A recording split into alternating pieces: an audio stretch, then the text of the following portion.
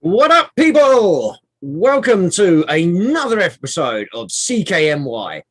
I am your good-looking host, Darth. And joining me, as always, in no particular order, we'll just go from top to bottom, we have Bob. What's up? Wow, come on, Bob, say hello properly. Don't sound like you just caught your nuts in the office drawer or something. Say hello properly. Come on. Hello, everybody. There you go. Doing? Congratulations. And that's Bob at Comic Book Bob. We have a Don over at Nerd Tots. Hello, everybody. Oh, yes. Look at him pimp styling it with that mug. Look at that. Yeah. Oh, absolutely. Yeah. And then we have finally Mike at Rogue Comics. And if you can't tell, folks, that is a CGI background. He's actually in his bedroom right now.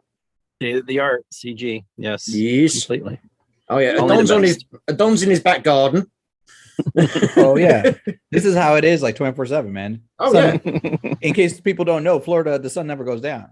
Yeah, That's we've why they seen call your it cooking Sunshine streams. We've seen your cooking streams, right? Yeah, I'm going to do this on the barbie, but if I suddenly run out of shot, it's because I've got a gator coming at me. And what up, Job in the chat? No, you're not the first. I was the first to type. So no. My channel. Wow. I know I'm childish and petty. Look, it's 20 to 3 in the morning where I am. I'm allowed to be a little bit petty.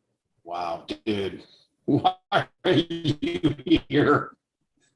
Because I'm the host of the show. You're the stars. You're the brains. You're the knowledge. You're everything, and I'm just the looks. I just sit in the corner and look pretty. It's a hard job, man. I do it every day. It's difficult to maintain. I feel you. I know exactly how you mean. It's a hard life. But yes. No singing. No singing. You'll set the producer off, and he can't sing worth a shit. Oh, sorry. No swearing on this channel. No swearing on this show because, I don't swear ever. Oh, I thought that was the one for the show. But I was waiting for you guys to actually back me up there. Thanks for that. And we are here, as always, to talk comics, the latest coming out, any decent Kickstarter, Indiegogo campaigns you know of, which, Bob doesn't really like. And, of course, our favorite comic book superhero of all time, Gambit. Yeah. Gambit's our boy. If Gambit can't do it, no one can. No. But yes, so welcome. This is episode 4, I think this is. Apologies for last week having to cancel, but, things, as we like to say on this channel, life gets in the way. Yep. Unfortunately. And Mike, I understand you might have to dip for a little bit. That's cool. Yeah. Well, you got to get that cheddar. That is true. So, yes, but welcome one, welcome all, and welcome everybody in the chat. So, where should we start today? Interesting new releases that are coming out or come out. Where are we? Coming out next week. Well, fuck it. Anybody, why don't you tell me where you want to start? Don's got a pile of books behind him. Mike's got an entire shop to go through. And Bob's been lazy. Yeah, I didn't pick up my pull list this week. But he has a fire extinguisher. Yeah. Oh, yeah, read the contents of that. Okay, Bob. Yeah, well. Yeah, he's got a point there. What about the previous weeks? I usually pick up every 2 weeks. So. Okay. So I'm a couple of days behind this time, but interesting little thing though. Kev, I was just on a stream a while ago over on Page One Comics, and was talking to Andrew Dahlhaus, who is the inker for Spawn Universe #1. I mean, the colorist for Spawn Universe #1. So, which that came out this week. Yeah, I said on the last show there's a new Spawn coming out. Mm-hmm. I was a week or two out, but yes. Oh wow, look at that. Yeah, I was walking across at my store. They were showing the Spawn universe. I just never jumped into it. Well, I have the like OG Spawn, like I have Spawn #1 and stuff like that, but they're not. I don't know what their value is now. I think they're like what, $10 now. Yeah, I think it's 1020, something like that. Yeah. But this it's is got some good art in it though, man. It's got some McFarlane, got some stuff in Segovia. he's So kickstarting. Is his, it only universe. like side stories of all the different Spawn characters, like one-shot Oh. issues? This here, yes, it's an anthology. There's 4 different stories, 4 different characters. Yeah, it's was it the Gunslinger Spawn? She Spawn, Lady Spawn, She Spawn. Was it the Viking Spawn? no, the last one is where the hell is it? Gunslinger, Medieval, She Spawn, and whatever the main story is. It says that one's by Jim Chung. The art in here is really good. Yeah. Oh yeah, dude. It's that's one of the reasons why I picked it up. Yeah, there's 6 different covers. It sounds like a discount dealership. Like, we got Medieval Spawn, Gunslinger Spawn, this Spawn. Like, if you need a Spawn to do your dishes, we got that Spawn. It's called the Spick and Span Spawn. Spawn and shine. Oh, trying to think what else is in my pull list for this week. I think X-Men Legends with the Simmonsons, Wolverine with Bogdanovich isn't doing the art for Oh, there it is. Look at Mike pulling them all up. Adam Kubert. Yes. There should be more. They should do more of these. I don't know why Louise Simonson is not writing a book. I don't understand Dude, she's so freaking good, man. It makes no sense to me. Yeah, truly. She was. She and Walter both were on Aaron Lepestre's stream today, and I missed it. I missed it because I wanted to talk to him. I wanted to ask him some questions about it. But dude, that book. I mean, his art's a little dated, but her writing is just spot on. Yeah, absolutely. But that definitely definitely want to pick that up. And so I'm trying to think, what else did I get this week? Spawn Universe, Wolverine, X-Men Legends, Fire extinguisher. I got the new issue of Way of X. So did I. I just picked that up. Yeah, I haven't read it. So no, I haven't read it either. I have it in my list of it. Just move it aside. Oh, look, he's brought a mountain with him. Look at that. All right. Did you go to the bargain bags again? Wait, Mike, you probably have Way of X3, don't you? Yeah, well, it's over there. I didn't okay. Put it in the pile. Yeah. I'll save you the walk. Thank you. Oh, you bought both covers. Oh, yeah. Ignore the flash of the green. my thing tried to take over. But yeah, I got both covers. I'm kind of liking it. And it's like pretty much centralizing against my boy Nightcrawler. I'm digging that. Nightcrawler. They're not missing another character. Oh no, they brought back Legion too. Yeah, which was that's fantastic, and they're hinting at well, no, I'm not gonna say. I almost slipped up for that was gonna be a spoiler. No spoilers, please. No, because I've had some good news actually. I've actually got a comic shop opened up right near my place. All right, man. First comic shop to open up. Well, actually, there was one previously about 4 years ago, but it wasn't a massive comic shop. It was kind of like comics and knickknacks. So it'd sell like they'd have 3 covers, 3 titles, and some pops or statues and stuff like that. But so it was crap. But now apparently got a new comic shop open up, so I can start going and getting some. I can't remember what the name of the shop is going to be called. I'm going to have to check that out next time I go up there. Because it's right next to town. So next time I get some time to actually go shopping, I'll be going in there, checking stuff out, and then probably spend another 50 quid on DVDs on top of that, buy some more actual books as well. Yeah, it's going to be an expensive trip next time I go. Last week was it Berserk #3 came out? Was it last week? Was it Yeah, last week or yeah, was it this week? Yeah, last week. Okay. It's on. I saw it on the shelf. I didn't grab it this week. Okay. I'll probably grab it next week. Yeah. And I think was it the last issue of Venom? Venom was it 200? Yeah, that was last week? Yeah. Yeah, That was last week. Yep. there were way too many covers. Here's the main one.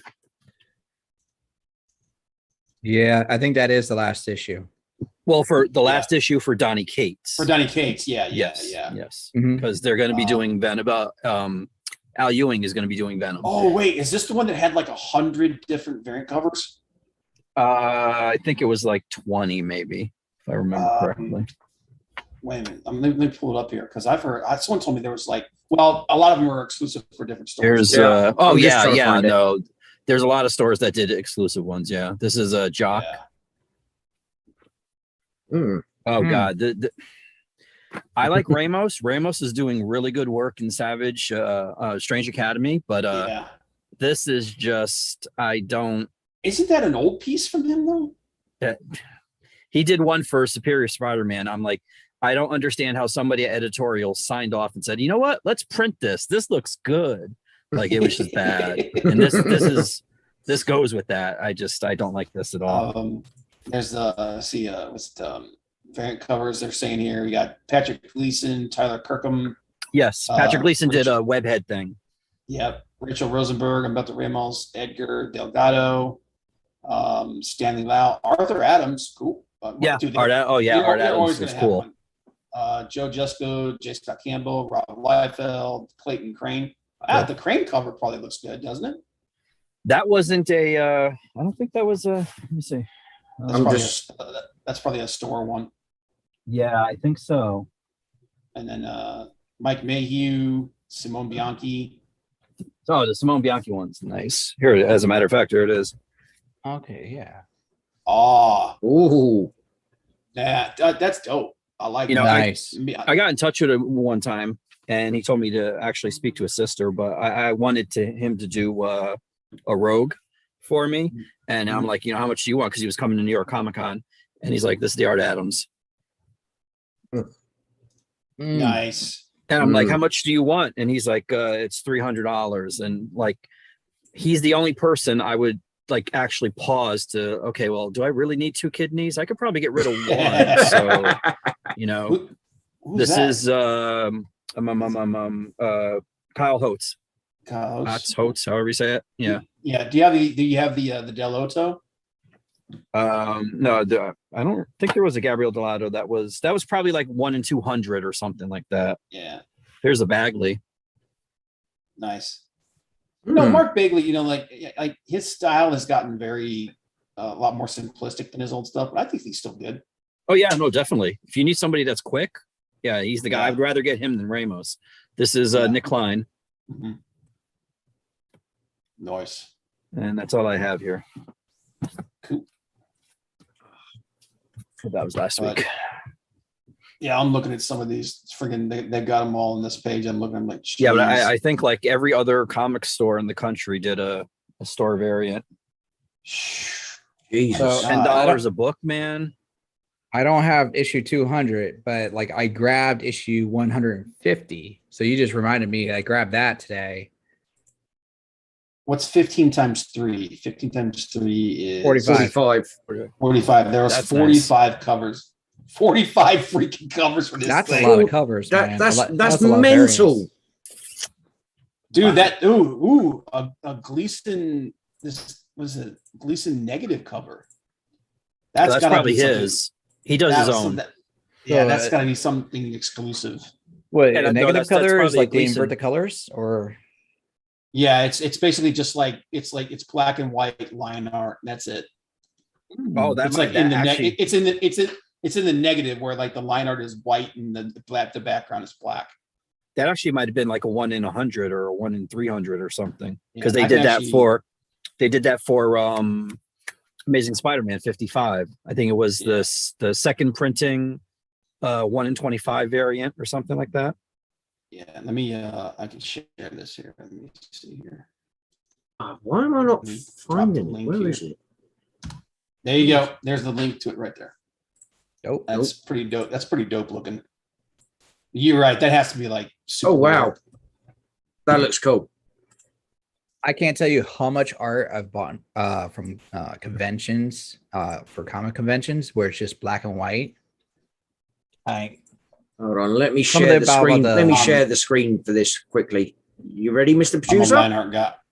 I'm a Yeah. line art guy, man. But no, I love line art, and it's insane. But like seeing it reversed like this, it's just also kind of that was the Look at cover. that. I don't know. There's something just so effective about the simplicity of the color scheme. If you get what I mean, Yeah. it just pops. It just looks so wow. And Nice. sometimes I've seen it like where it's colored versus just black and white, and honestly, it looks better black and white. Yeah. Yep. Yeah. They did a red one with for Carnage, and then Wow. they did a second printing because the first printing of 55 Amazing Spider-Man 55 was black and white like that, and it was Spider-Man, the one that's on the poster I have over there. Then they did a second printing, which I believe was blue and black, and then they did a third printing, which was red and black, or vice versa, one of the two. But Oh. That's Red and good. black, Yeah. I can see. Blue and black, I question how good that looks. Yeah, but the red and black I can definitely see. Yeah, especially for Carnage. Oh God, yes. there were 13. I got 13 different covers for Venom, and there was a J. Scott Campbell 1 in 50 variant, I think, that I got. So I got 14 of the 45. Ooh. But still 45 They- different they all variant sold covers, out? man. I know. Yeah, that's kind of mental. So those variants all sold out? I have what I showed you, and I also have a couple of the regular the A cover. Okay. Yeah, but I had a couple people bought all 14. Wow. Yeah, Act. I mean, they look awesome. I do Yeah. like those covers. well, that's how they get you. This week there's a Green Arrow 80th anniversary issue coming out or whatever, and Mhm. it's another $10 book, and they're doing 9 covers, I think, and all of them look really good. Like Mike Rell, I forget who the other ones were. I just the Mike Rell is who I associate Green Arrow with. Oh, Neil Adams, of course. He's doing one. And it's like you look at it and you're like, I want to order each and every one of these in multiple quantities, but you're like, I'm not going to sell all of those. So you gotta, dial back the fan in you and use your brain, Yeah. Yeah. because it's Gary Green Frank- Arrow. Or Gary have a long Frank- box on hold out the back, so you can just put one of each of them in. Gary Frank's Do doing you know one, what I'm man. saying? That's gonna be nice. That Gary Frank cover should be pretty dope. Yes. Let's see here. Yeah, that's nice. But see what we got. One. Yeah, Bob, which website are you using to pull them up? It's called leagueofcomicgeeks.com. League of Comic Book Geeks, because this one's not showing me half the stuff. Yeah. And then I got the Neil Adams. Let me see that Neil Adams one. I use Google. That's the 401. Neil Adams, Yes, there. I like to have a website up so I can just immediately pull the page up and scroll think- through. That's pretty cool, man. Actually, There's a Dan Mora, a Michael Cho 1940s variant. Oh, they're doing it the decades again. Daniel Warren Johnson 1950s, Neil Adams 60s, yeah, Derek Simone Chu. DeMeo. 1970s, Gary Frank 1980s, Howard Porter 1990s, Jen Bartel 2000s, Simone DeMeo 2010s. Yeah. Yeah. Yeah, that Gary Frank cover and the Neil Adams cover, the two that I think look the best there. Yeah, that was probably harder to order than the Venoms because Venom, at least I know, that's gonna have shelf life, but Green Arrow, not so much. Yeah, and they're $10 a pop. Yeah. Really, for Green Arrow? Yeah. Well, it's 100. It's a 100-page book, so. Yeah. Well, for 100-page book, 10. Yeah. Yeah, but Green Arrow's not like. He's not as popular he's- character. He's not going to move as fast. No, Yeah. it's not like he's not what he used to be. Yeah. I think what, correct me if I'm Yeah, wrong. he's no Green Gambit. Arrow- Let's put it that way. Yeah. I mean, didn't Green Arrow sell the Mm. best when he was like partnered with Green Lantern in those Yeah. issues back in the day? Yep. Brave and the Bold. Red and bold. Yeah. Mhm. Yeah. So- That, this is a series that everyone keeps telling me, but I need to check into. Is Something Is Killing the Children. What? The Wow. animated show of Brave and the Bold. No. No, Something the- is killing children. Yeah, James the comic, Tinian. Tinian's horror book. Yeah. Yeah. Oh, I haven't read it or anything, so Neither have I. And it wasn't selling at the beginning. It's still Mhm. it's just a little moderately. I mean, it has picked up steam, but yeah. I gotta get that Batman Reptilian. Garth Ennis and And it's Sharp. Yeah. Liam Sharp. Yeah.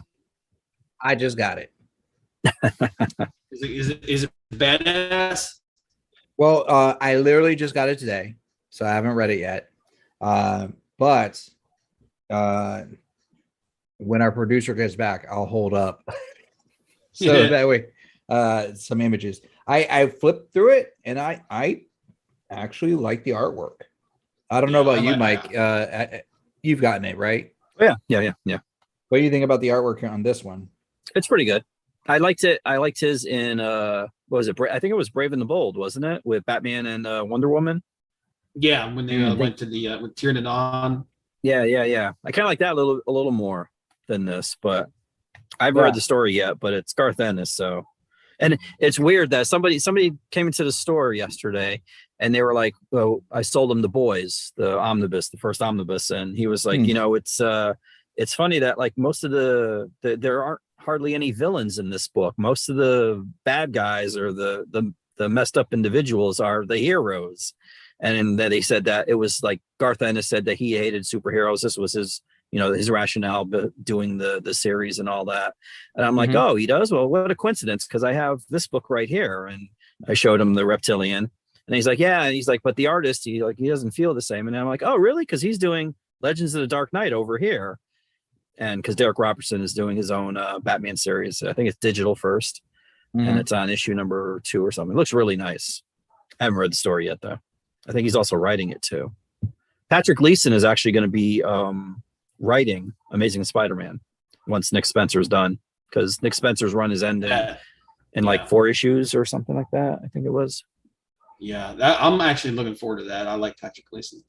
See, but I remember the bad old days of Brand New Day, and I wasn't really feeling the writing then. It was very disjointed and discombobulated, and they're doing it again because they're getting 5 writers. It's not just Patrick Leeson. There's going to be like 4 other people writing too. Oh shit! Yes. That's going to go wrong. That's the rumor I heard where they're going to kill him again. Oh well, they showed a pic. Well, they showed a picture of like the remember in Spider-Man the Sam Raimi, the first one where he's hanging upside down, she kisses him or whatever. Yeah, It's yeah. like a thing Mhm. where this time it's horizontal though, and she's kissed, but he's like all bloody and everything. Yeah, so. I've heard that rumor as well. They're going to do. Was it not the clone thing? Is it the clone thing? Ben Riley. Yeah. Yeah. There's also a picture of Ben Riley's going blonde to take over, man, which Peter Parker. Yeah. Really? I'm like, if they do that, man, That's so I'm stupid. out. That's so I'm stupid. seriously. Yeah, it's so dumb, dude. Joe Quesada. I know Joe Quesada's got to have something to do with this, man, because he's still salty that people didn't like what he came up with. That Well, I first will time, say too. this. I will say this of the Clone Saga, the only thing that came out of it that I enjoyed was Kane from the Clone Yeah, Saga. but Kane was like a pseudo villain, so And then he turned Initially. initially, and then yeah. like he turned good, and then he became like he got cleaned up, and he became more of a badass Scarlet Spider than Yeah. Ben Riley. Is he dead now? Kane. Yeah, I think Kane died during the what you call it, Not the absolute carnage. The No. clone conspiracy. the clones. Yeah, the clone. Yeah. thing. Okay. Yeah. Best I didn't comments, so he mind- can come back. I didn't mind the Clone Saga. I minded what came. I like Joe Quesada. I don't understand how a company could actively let one of its people in charge piss all over the legacy of Spider-Man like they let Joe Quesada do. Like it was really weird. Like it's like they were actively trying to sabotage the character, and it culminated with that whole Mephisto breaking them up and like, oh, I'll save your aunt, but you guys got to forget you were ever married. Like, really, dude? And then if that wasn't bad enough, they allowed him. I don't remember what year it was, but it was when I owned the store that they allowed him to come back and continue desecrating Spider-Man by showing, what happened. Because there was that thing where Mary Jane whispered into Mephisto's ear and nobody knew what she said. And this revealed it. And all it was like, don't mess with Peter again or something like that or whatever. Or I guess she's going to go down to hell and take care of him. But, but she'll never remember that conversation. Dude, it was, that She storyline. The reason he didn't get married to her was because he was chasing a crook, and somehow they got on a wire or like a clothesline or something, and they were running across it, and the line snapped, and Peter fell to the ground, and the dude who was much bigger than Peter, much rounder than Peter, landed on him, and that was the reason he missed the wedding. Because a fat guy landed on him. Yeah. This is a dude who had a building dropped on him, and then he picked the damn thing up. Exactly. But this one guy, he's like, I can't do it, man. This guy's like he's pushing 250 pounds. Oh my God. It's ridiculous. It would have made more sense if it turned out to be like the Blob or something like that. There was a time it would allow that, but there was a time when the entire Marvel universe revolved around Spider-Man for a reason. Yeah, he was their go-to. Well, it wasn't just that; it was that, and they kind of touched on it in the anime series, the Spider-Verse. That in the multiverse, like there are some multiverses where there is no Iron Man. Some multiverses there's no Hulk. Some multiverses there's no X-Men. But in every universe there's a Spider-Man because he is at the center of the web of fate. Yeah. And all of them branch off of Peter Parker from the 616. He's vital to the universe. And just like that so he's like Marvel's version of the Flash. Kind of, yeah. He's basically the hero of the future. He's the great hero. And the idea was that in the future, Peter Parker was eventually going to become the greatest hero the world had ever seen. And that's why they had like storylines where Captain America told him, like, one day you're going to be better. You're going to be the best of all of us. And for some reason, they just decided to go away from that. And it's been downhill ever since. And I've never understood the reasoning behind it. And that's kind of the problem. Like, that's kind of the problem that I have with all these Spider characters. I call it the syndrome, where it's basically, like in the Incredibles, he said, when everybody's super, nobody will be. When everybody's Spider-Man, being Spider-Man isn't important. You know what I mean? I'm sure you appreciated Spider Island then, right? I freaking hated Spider Island. See, this is the thing. Here's the thing. Dan Slott's one of those guys where he's either great for me or he's terrible. The guy is a good writer. He can write. He's actually very good, but he likes trolling people too much, and he likes messing with people. And it's like he gets off on making people miserable.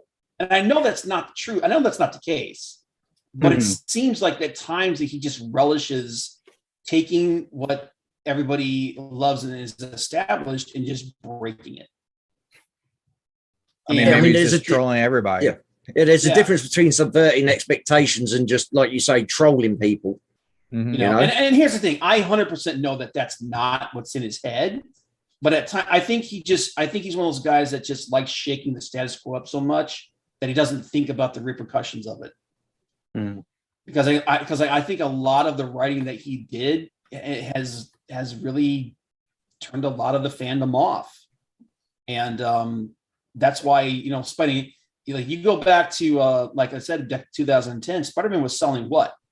Well over 200,000 every issue, and then by the time he got done, he was down to I think the average was like between 80 and 100,000, somewhere around there.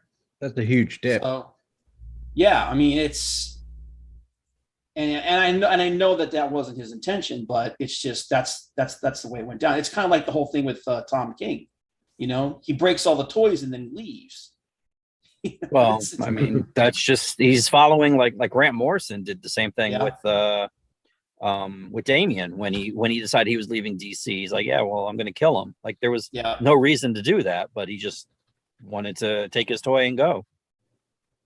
And I'll be honest with you, I'm not a big Damien fan until he became part of Super Sons. I love Damien as Super Sons, and I think that's when the character turned the corner for me. Oh, I was like, okay. Well, Tomasi and Batman and Robin. Peter Tomasi, somebody that actually cared about the character. Yes. You know? And then friggin' Brian Michael Bendis came in and took shit. Yeah. Checkmate came out this week for I will not touch a book that he writes. Every time I read it, it just makes me depressed. But he always gets the good artists, and that's really frustrating. I love Ivan Reyes, man. Just this week, Alex Maleev and David Marquez. And it's so like, why do you get the top tier talent? Why do you have like the A-listers? You should be doing work with like a Tumblr artist or something. Nothing against Tumblr artists, because there are good ones out there, but like he's that guy that he's still trading off of his name from his run. I mean, whether you liked it or not, it was extremely successful with his Ultimate Spider-Man run, and then his New Avengers run. He's that guy trading off of that, and he's been trading off of it ever since. But dude, he single-handedly destroyed all the work that Peter Tomasi did on Superman with Superman and John, and then Lois Lane actually became an interesting character under Peter Tomasi, and then under Brian Michael Bendis, she becomes the worst mother in history. Yes. It's like, oh yeah, well, no, like, you know, you're gonna let your insane father who just tried to commit genocide, you're gonna let him take our young impressionable son into space for a year because I said so, and I'm gonna go with him. Like I can stop him. Like, it's just so stupid. God, it was like I read that. And I remember that. I can feel myself getting dumber as I'm reading this. She's like, and he finds out that she was only gone for like a month, and then she came back and didn't tell him. And his son has been out there by himself this whole time. All this shit that happened to John is her fault. And they never even say a word about it. They never say a word about it. It's just like, it's all her fault. I'm just like, God damn, dude. How do you go from one of the coolest new takes on an old character under Peter Tomasi to just being the worst human being, the worst mother in history in like a month? It's just, God damn, man. And everybody's like, if you try to say anything negative about him, they just come after you, dude. I don't get it. I mean, no. I mean, there are some bad parents out there, but yeah. No. There's no explanation for it. I'm trying to think up a logical, a reasonable defense. There isn't one. Bitch got problems. Bitch got problems. Here's the funny thing: when you were bringing that up, all I could think of, I remember this point in the story, and you're absolutely, I'm not disagreeing. You're absolutely right. But all I could think of is that line from Billy Madison, where they're having a debate, and the guy's like, it sums up that moment in the story because he goes, at no point in your rambling, incoherent response were you even close to anything that could be considered a rational thought. Everyone in this room is now dumber for having listened to it. I award you no points, and may God have mercy on your soul. But this was in the form of that series. Yeah. That's exactly what happened. It's like there's no defending that freaking show. Sorry, you don't even get a participation trophy for that one. It's just so bad, dude. And then you also find out that she's the one who leaks the story about Sanctuary. And it's like, yes, I remember that. It's like, oh yeah, you know, all those people that your husband works with that like they have secret identities, and like people would try to kill them if they knew them, And they all died. And they trusted them for this stuff to never come to light. Yeah, you just letting that all out there. It's just like, go ahead. But the news must be heard. Between him, Bendis and Tom King, man, they just took a massive dump on DC. I can't get it. I don't get it. It's a thing. I like the way Don's trying to think of something logical, and he's just like, "Nah, it's a thing." it's something. But was it? We got our producer back. Oh, yeah, we have our producer back, so you can flash your shit. Oh, Batman, Reptilian. We were talking about the Reptilian. Oh, yep. Dude, Liam Sharp is a great artist, man. Yeah, and I'm just gonna flip a page at random, and then that literally just went there, so you can see the art style. Oh. Yeah, that's that Simon Bisley influence, man. Yeah. And the heavy metal influence. It is. I could tell, and I was like, "Oh, damn!" I didn't even know what it was, and I was like, "I'm just gonna get this." Yeah. I shop with my eyes. I'm not gonna lie. No. Well, not being funny. It's comic books. Literally, it is. Comic books are a visual medium. Oh, sorry, go on. No. You're right, because I did get Noctera number 4 too. Yeah, that's another book that I have to pick up. Yeah, look, beautiful covers. Yeah, no, this is I'm sold on beautiful covers. They're eye candy for me. Yeah. And let's like I mentioned it before, I have boxes and boxes of artist art and wannabe art from comic conventions, and I've paid easily $5 to $10 for that stuff, and $3 to $10 for this. You're just having, it's the same concept to me. Yeah, I was going to ask you guys about that series Ascender with Jeff Lemire and Dustin Nguyen. Is that any good? Because I love Dustin's art. I'll be honest, I haven't read that one. I'll be honest with you. Don's probably gone off to find them all. Don's probably gone. No, I got a lot of wildlife that lives in my my backyard, so sometimes it gets in here. All right.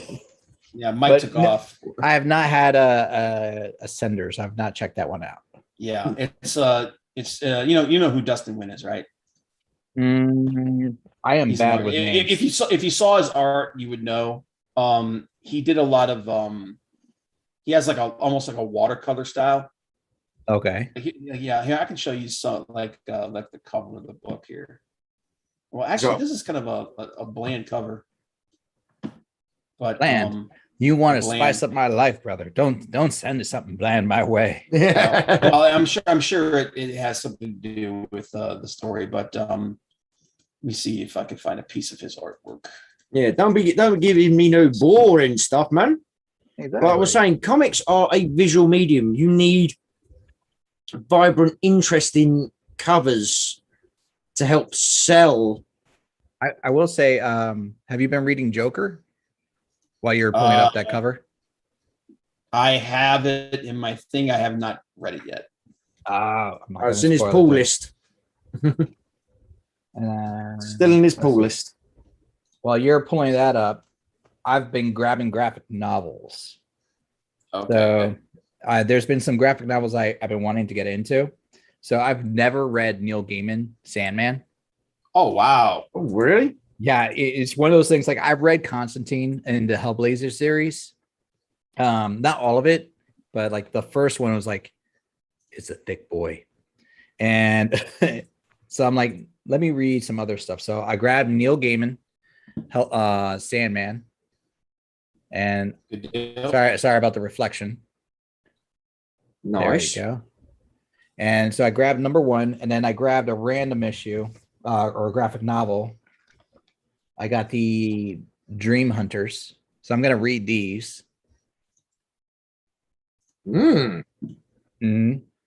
I'm finally going to catch up on that. And even though I'm familiar with the characters, I'm going to catch up. And then I'm going to read Lucifer finally. That's a good book. Mm. That's a good one. It's don't if you've ever watched the TV show, don't expect the TV show. It's completely different. Oh, was that gonna I do say- know. I knew it was completely different than the show, but Yeah. Like he even looks completely different. Yeah, because I mean, I love the TV show, but you cannot compare the book to the show.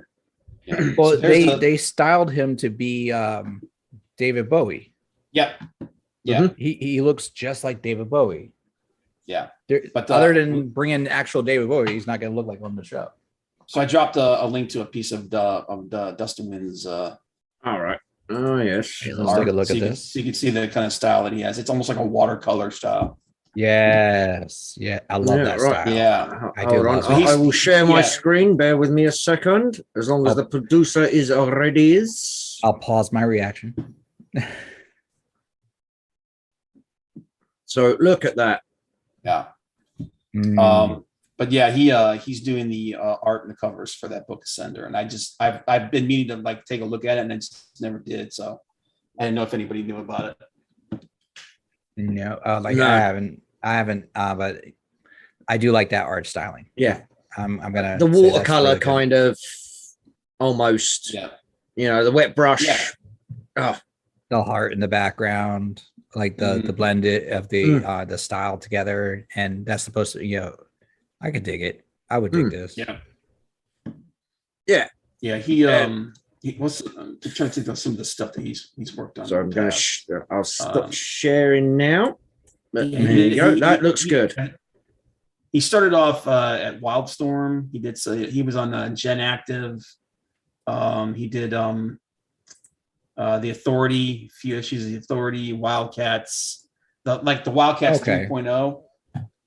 He did work on that. He worked on Detective Comics for quite a while, actually. Did a lot of Batman stuff. But yeah, he's got a really interesting style. But and the reason why I asked is because Ascender is basically the sequel to the book Descender, and I was just like I haven't. It's been so long since I've picked up any of that stuff. I was just wondering if it was worth picking up.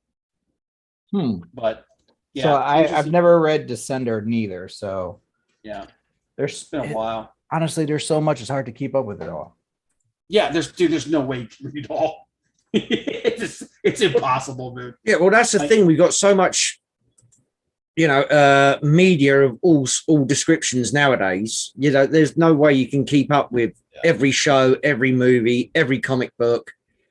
And going back to my point, you kind of, your comic books are a visual. You need visual stimulation to go pick it up. If something looks like absolute garbage, you're not going to. I mean, it doesn't matter how good the writer is or the colorist is. You know what I mean. You're not gonna hook Inside, people. yeah, you've got to hook people in. I mean, has anybody seen the new Ninjak Oh, God. coming out? I remember Ninjak. I have not read it Ninjak in years. No, the new one looks awful, dude. Well, this is the thing, right? Hold on, let me just open this up. Hold on, and then I want to because I'm going to. So I'm going to open that up as well. Oh, fuck off! I just want the picture, you bastard! God damn it! If I'd have been prepared, I would have. Copy image. All right. Well, fuck it. I'll just do it this way. It's- Screw it. It's awful. Yeah, right. I'm going to share my screen quickly. So, Adon, this is the new Ninjak that they're going to be selling to people. Check out this cover. It's this big one blown up on the right here. No. Doesn't that look Yeah. awful? Yeah. Right. This is the new. That's Right. This is the real kick up. This is the variant cover for it. That's the variant cover for the same goddamn book.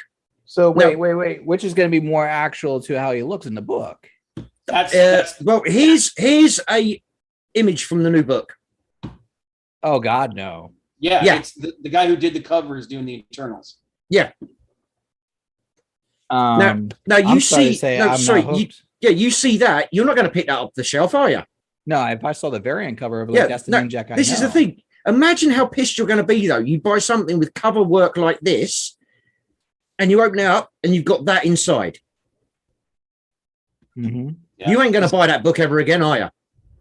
And you know what's funny is like I remember like the original Ninjak would have would have artwork similar to that variant cover. Mhm. So it just is Yeah. it's completely polarized. The last Ninjak series that I picked up, the artist was Stefan Segovia.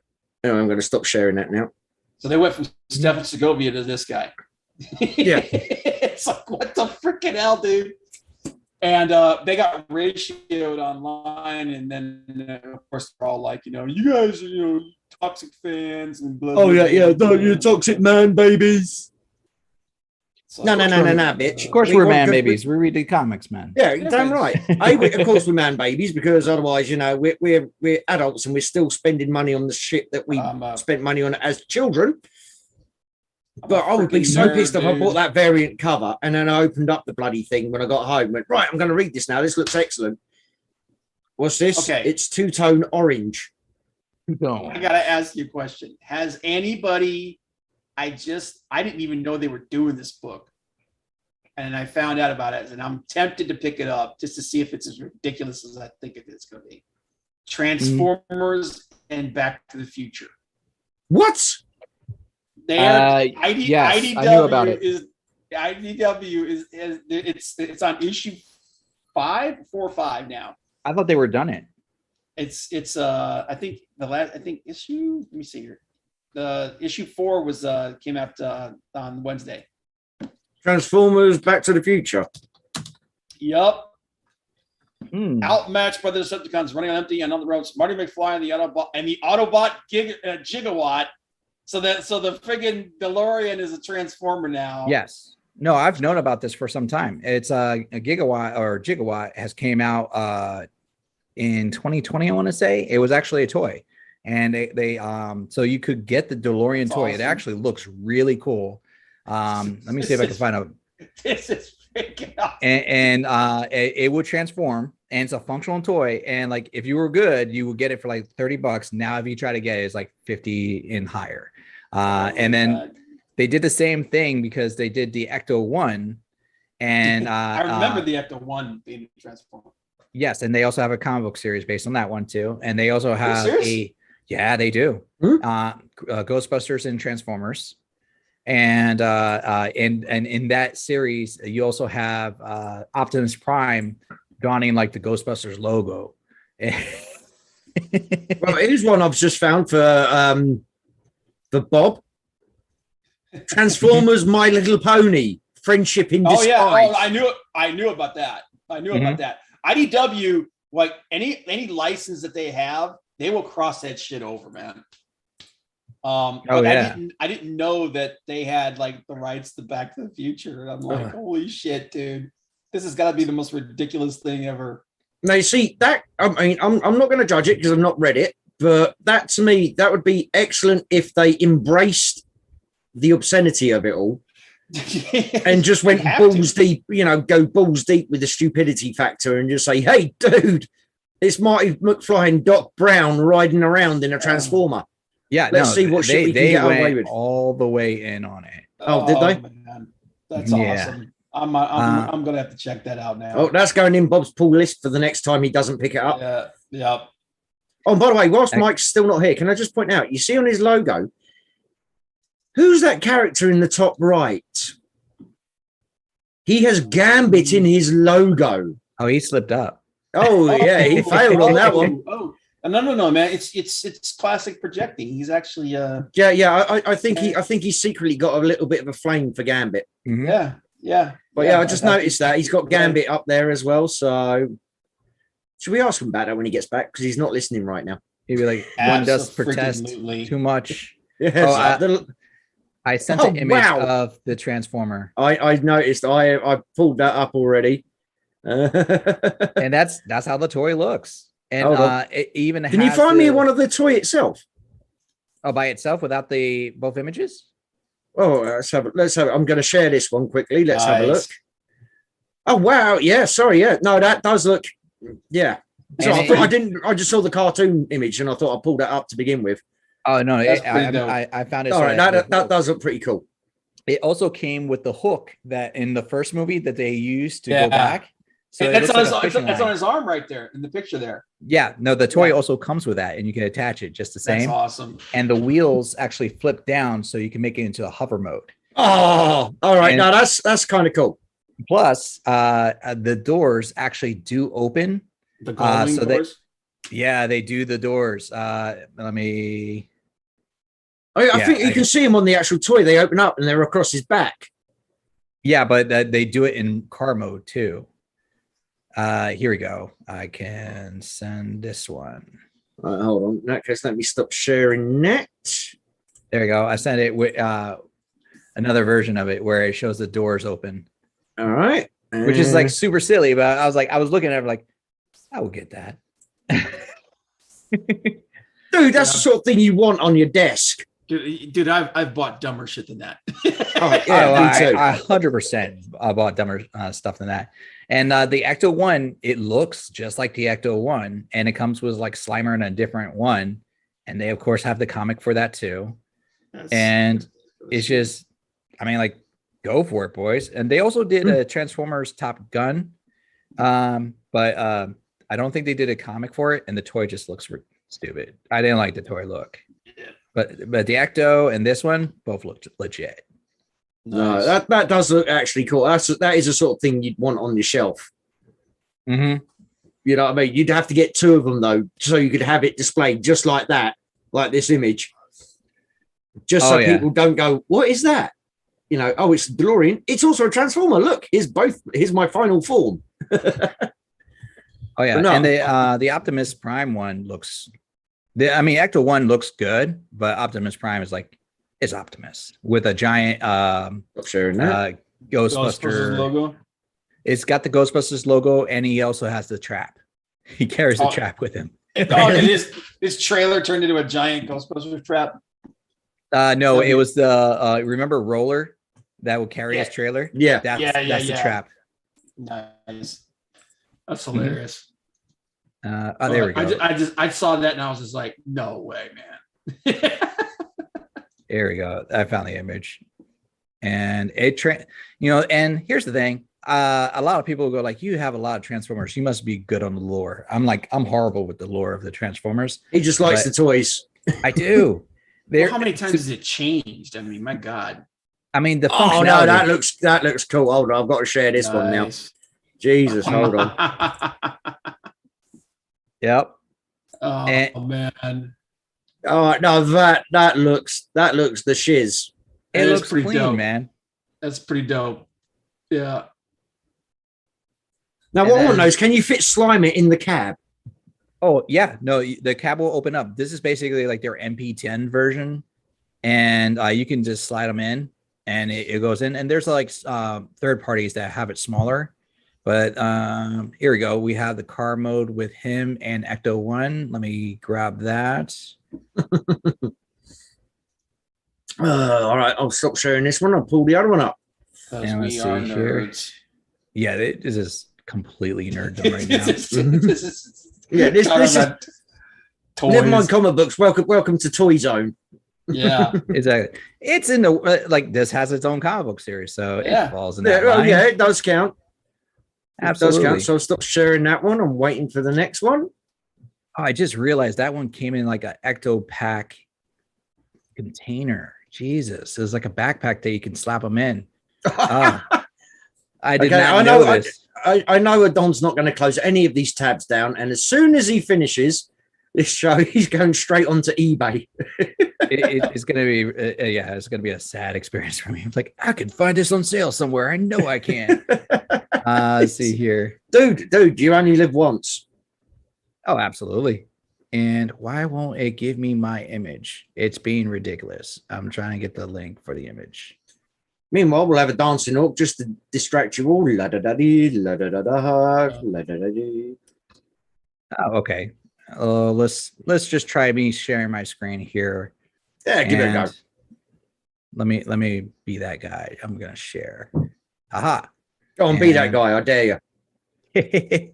All right, there we go. Share. All right, so Do you see the one over there? Wow. Nice. Yeah, I see the Ecto. Yeah, Wow. but Mhm. like proportionately, that is good. That's pretty. Like, The Ecto that looks is- better. The Ecto looks better than all of them. yeah, no, Ecto. Here we go. That's how it looks right there. It looks Nice. clean. And like if you're like just Yeah. wanting to have an Ecto one for your collection as a model figure, and it comes in like the old school style boxes they used to do, Oh. Oh, nice. Nice. Oh. and that's how the Gigawatt came in the same style box. It just looks really clean. Here we go. That's how Ecto looks, and they have one for the new movie coming out where he's going to be looking more aged. So it's going to be Okay. off white, and they have here we go, and it comes with the book. See, there you go. See what you were talking about. Oh, cool. Wow. And then there's the Yeah. new version of Slimer's, like a different character, and then this one has like the rust on it. And Wow. so they went a distance for it, and then of course in the book they have both of them.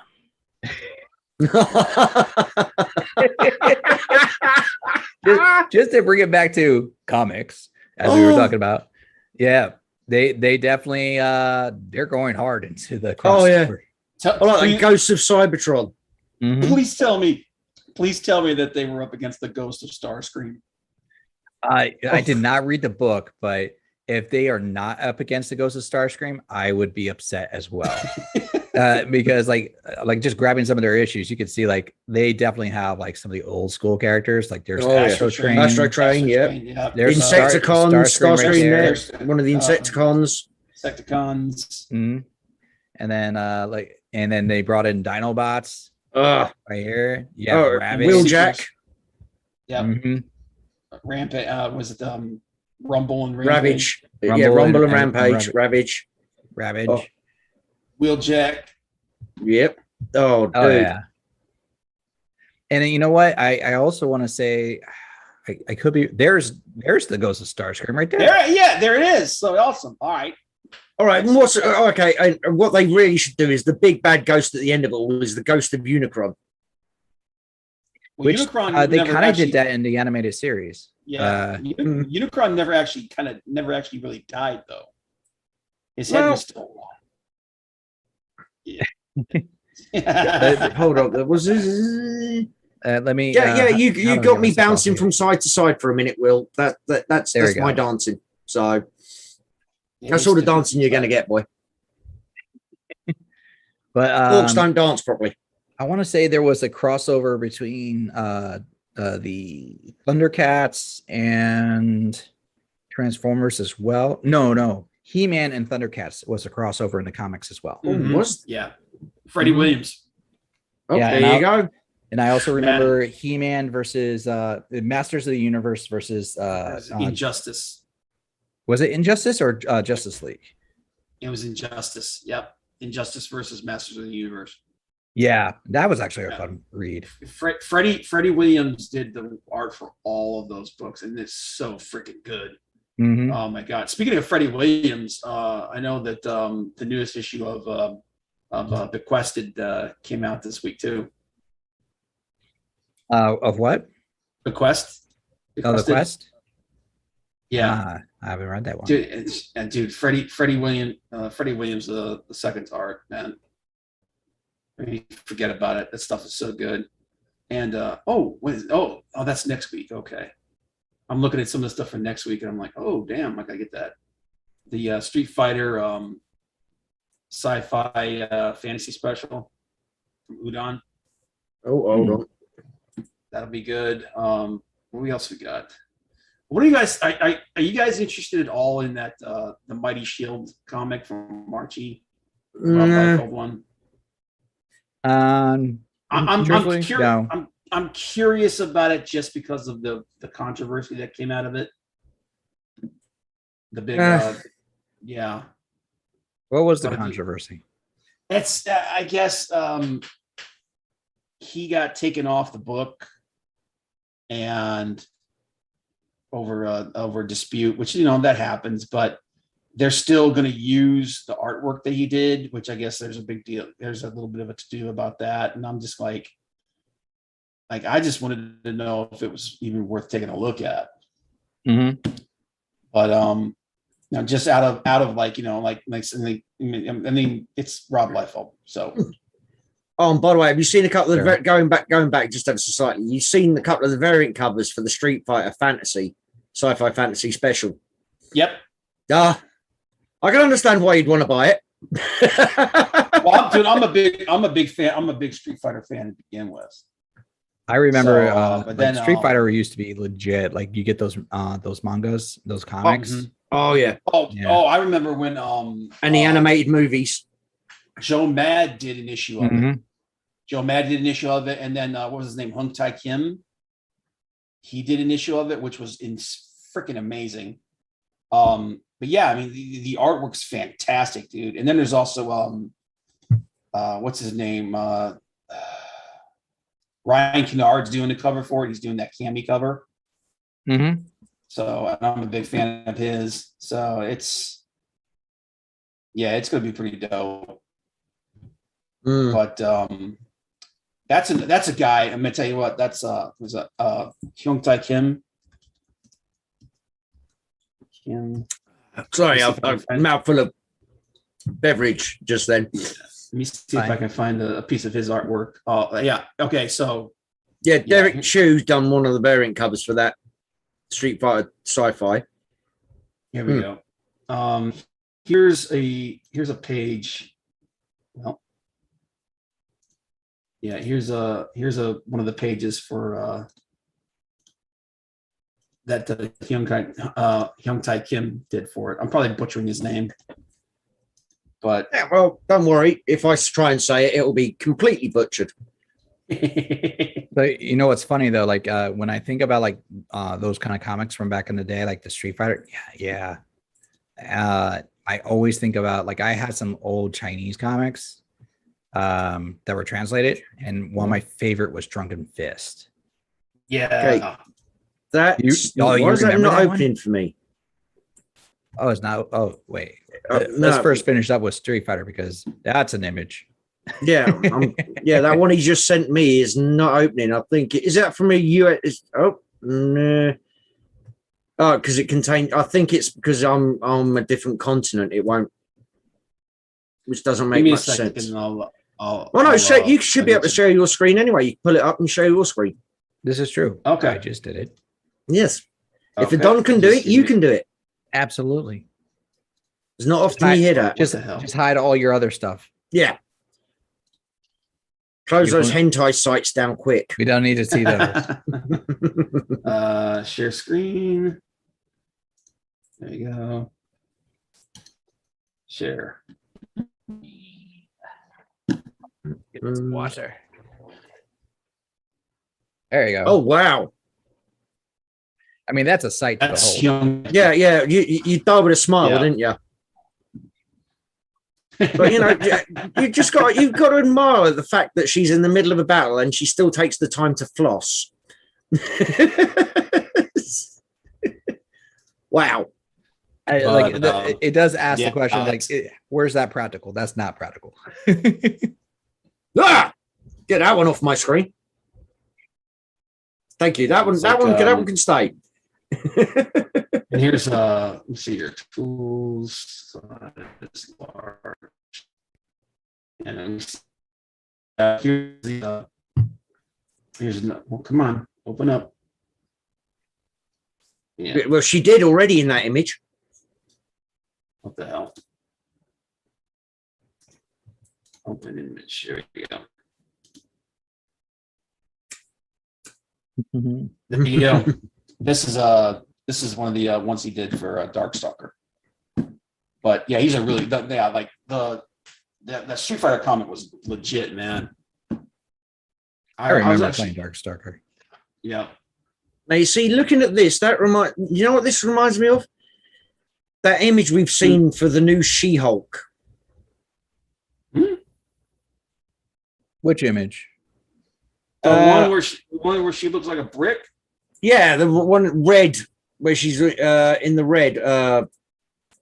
What is it? The war one. Oh God, I can't remember the name. World War Hulk, where you have She-Hulk. World War. They're doing World War. No, they're doing World War She-Hulk, and she looks terrible. Yeah. Oh God.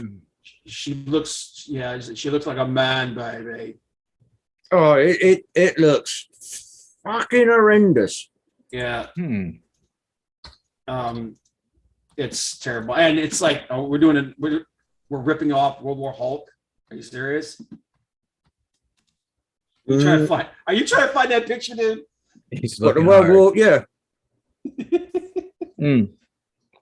While he's Hold on. searching for that, I'm gonna if you don't mind me screen share, I'm gonna show about the Drunken Fist, because one thing I will say is for anybody who's into comics, sometimes you want to expand to the foreign countries for your comics, because let's be honest, not all the great stuff comes from America.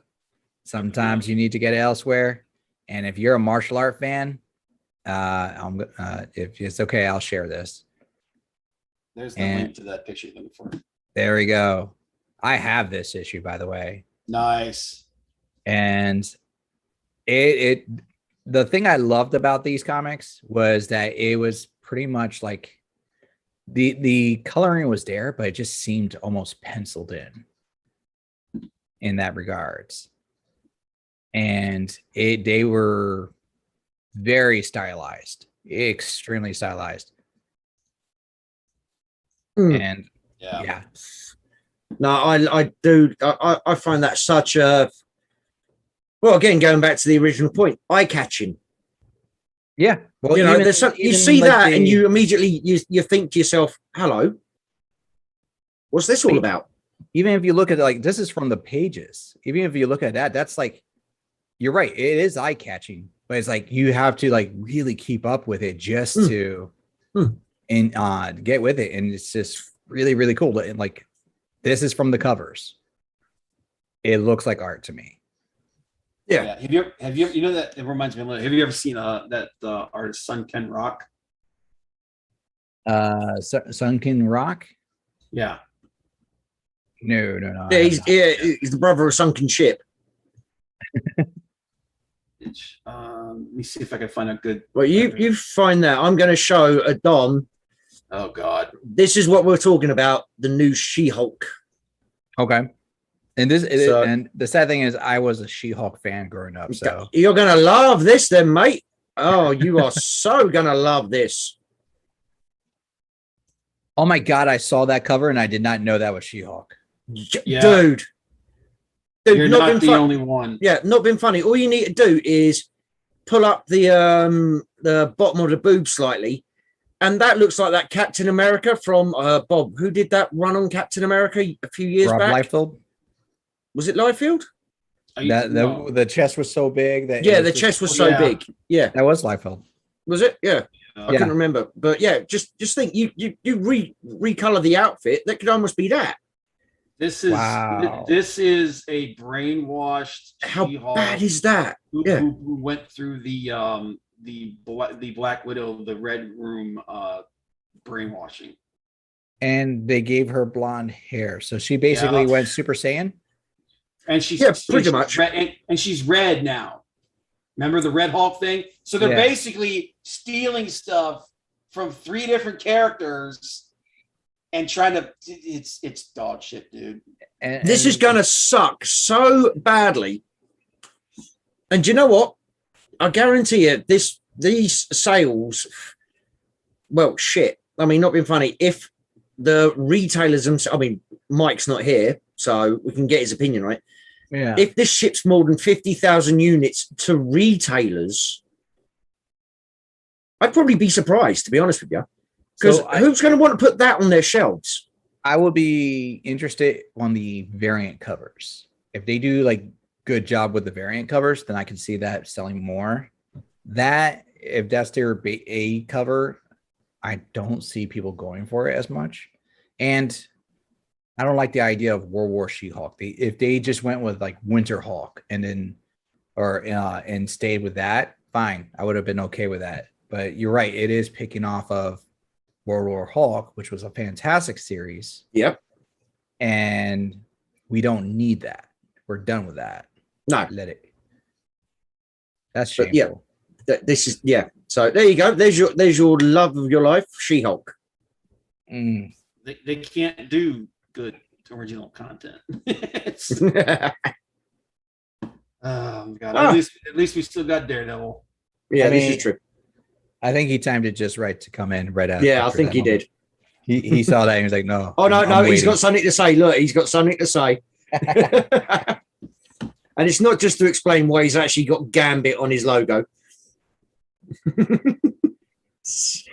That was the person that made the logo for me. I had no. When somebody's doing something as a favor to you, you don't really sit there. Yeah, can you do this and can you do that? Like, thank you for taking the time and doing something that I don't have to pay for. I appreciate it. I mean, did he ask you first, like, if you want anything?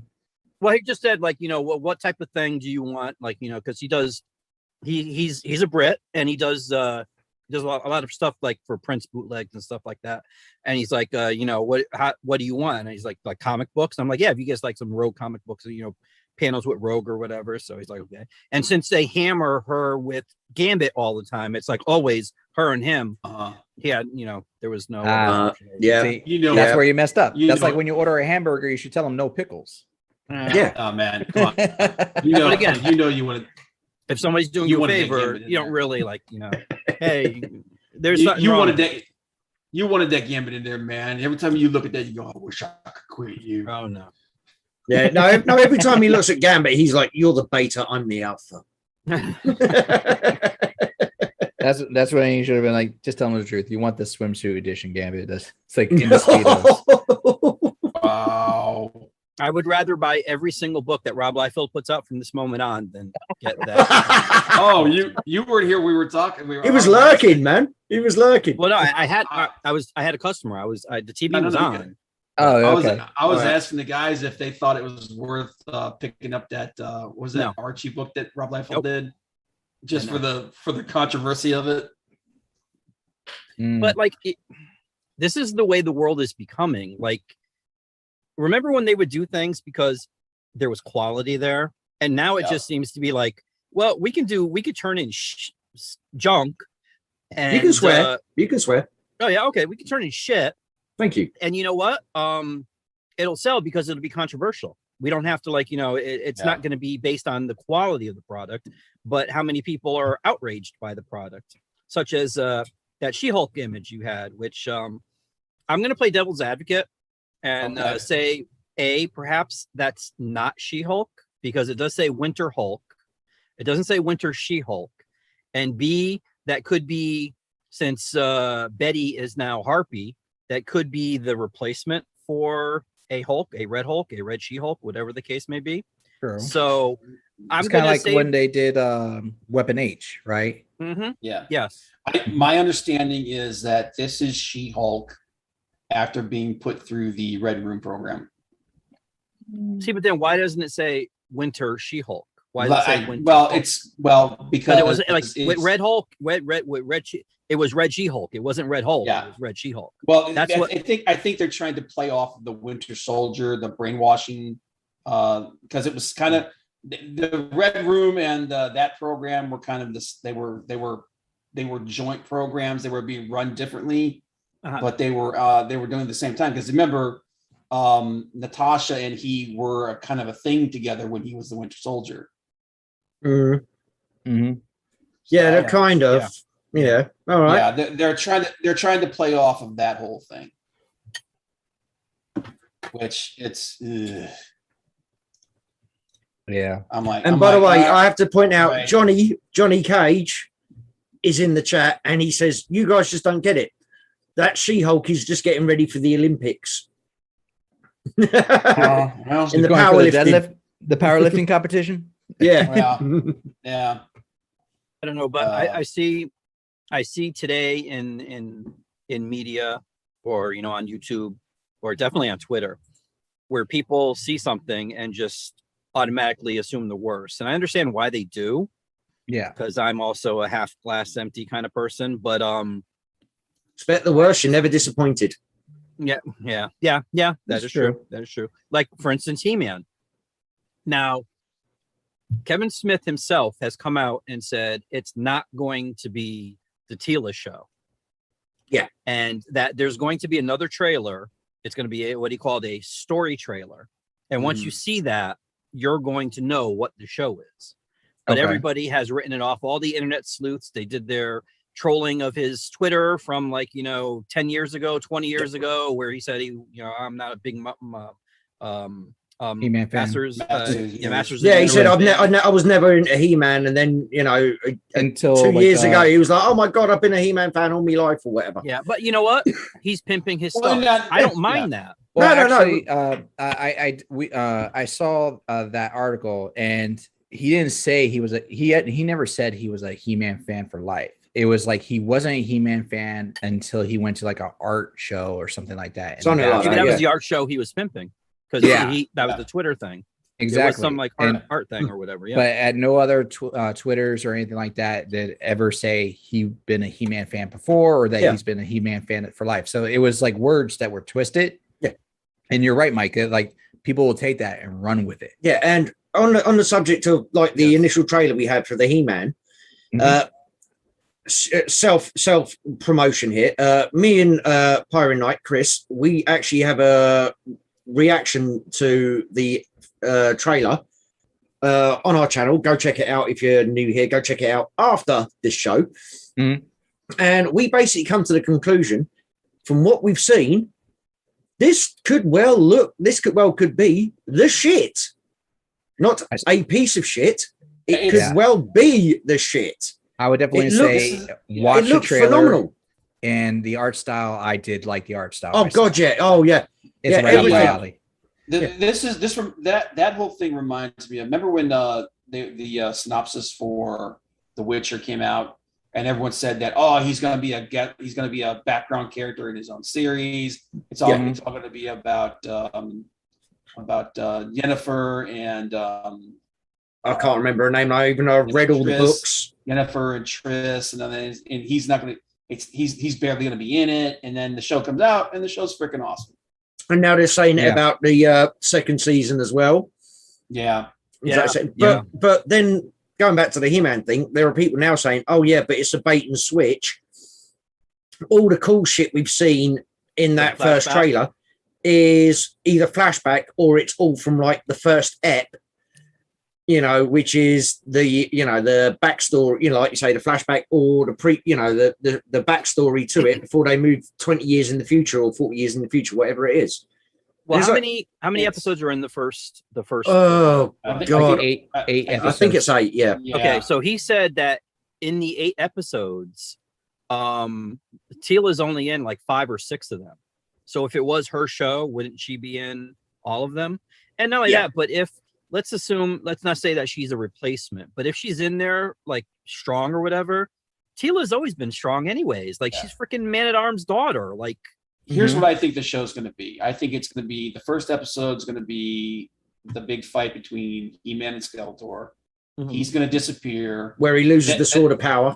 The next 3 or 4 episodes are going to be her getting the band back together. Yeah. And then the last 2 episodes will probably be He-Man showing up and kicking his shit out of everything. The last 2 episodes of the first run. Yeah. Probably. I mean, that's a fair, assessment. Kevin Smith was on his podcast, and he said, and I'm willing to give him the benefit of the doubt, because if he comes out and says like it's, whatever you guys have been saying, that's not it. He's the guy that made it. Unless his brain is like rewired to, think a different way, or, And here's the thing: if he does say that, like, oh no, he meant, and then the show comes out and he's not, he knows he's gonna get freaking smashed. Oh, that's it. His credibility's gone for life. Yeah, so he's not gonna say that if it's not true. Now, I'm not gonna say that there isn't gonna be cringy shit in the show. There probably will be some, but I'm gonna watch it because, like you said, the animation looks good. The art style looks fucking phenomenal. The voice cast. Jesus Christ, when we went through the voice cast. The voice cast looks amazing. Yeah, everybody from Mark Hamill to, I can't even remember the guy's name now. I'm doing a horrible disservice.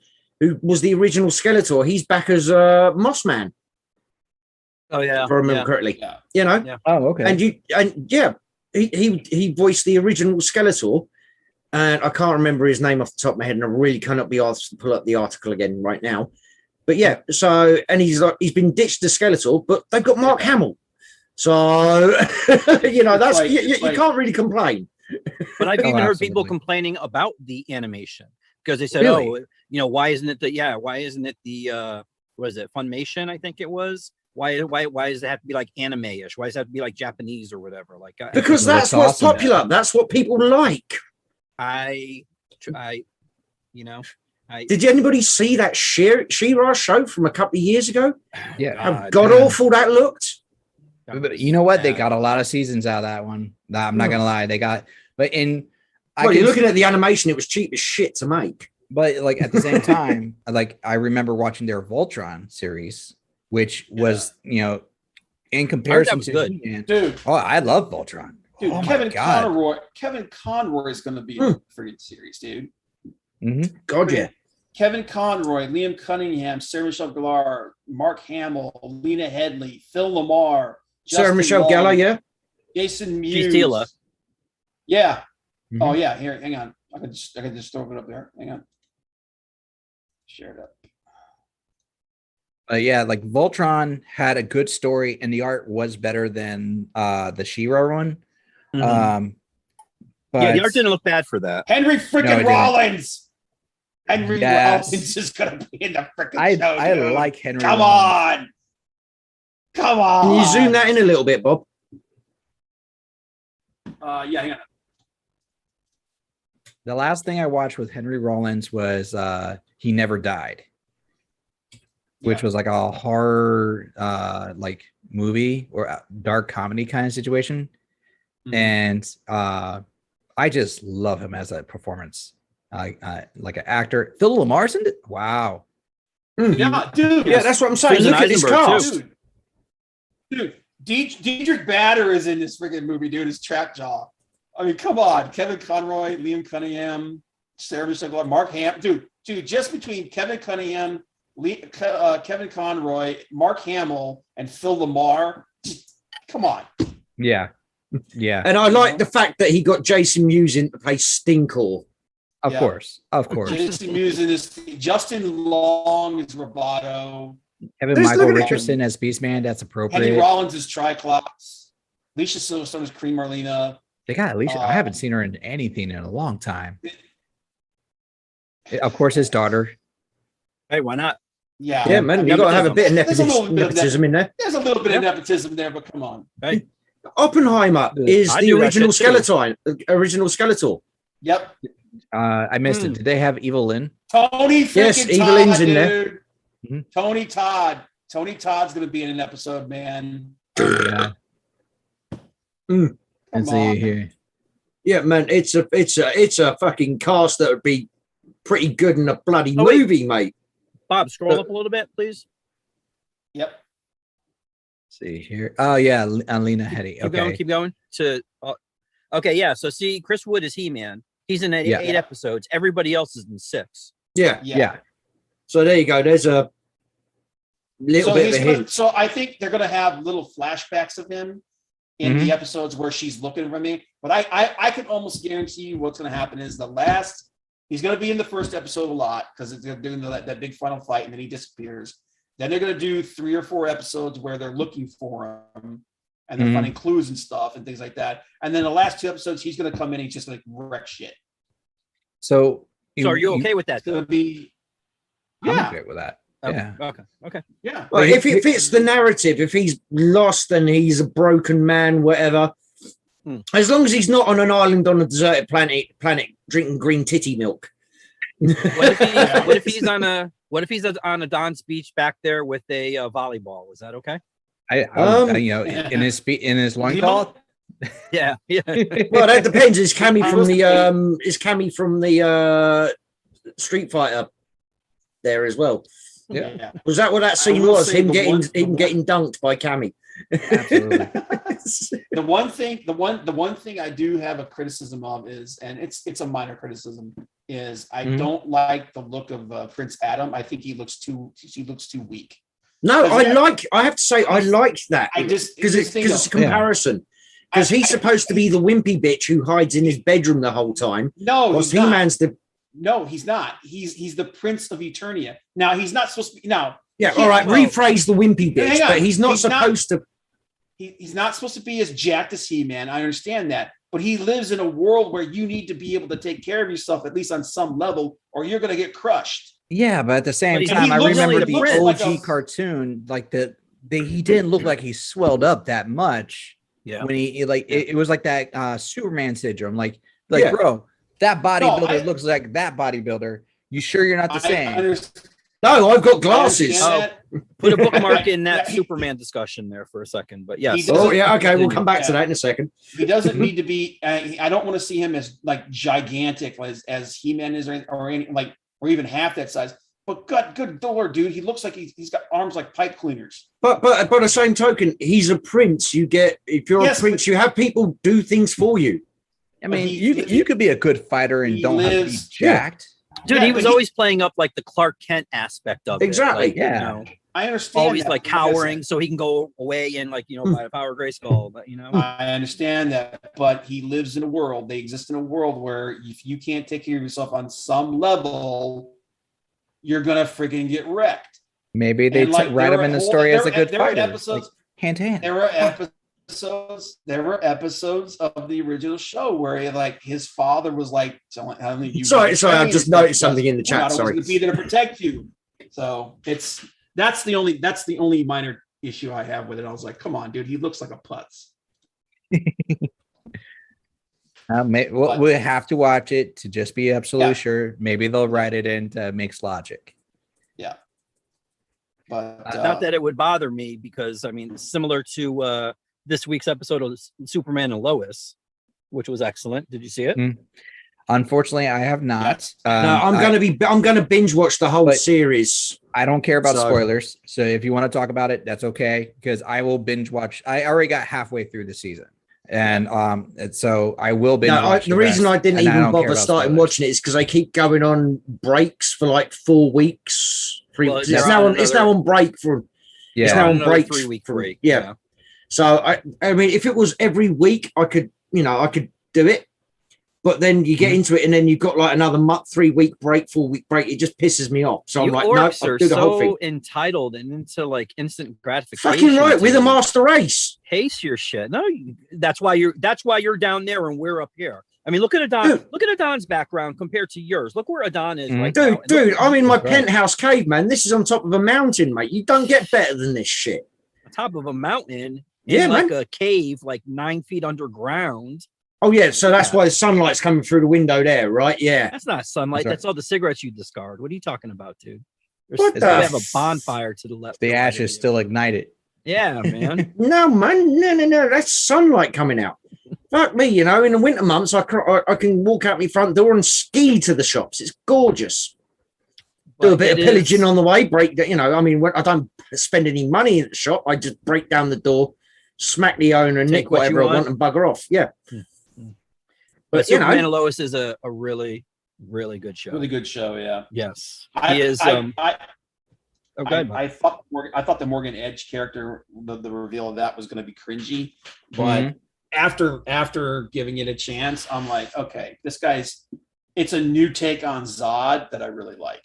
He's they're I like the way they're giving people what you would expect to be outraged about, and they're flipping it using Superman's history and the Mhm. characters that exist in Superman.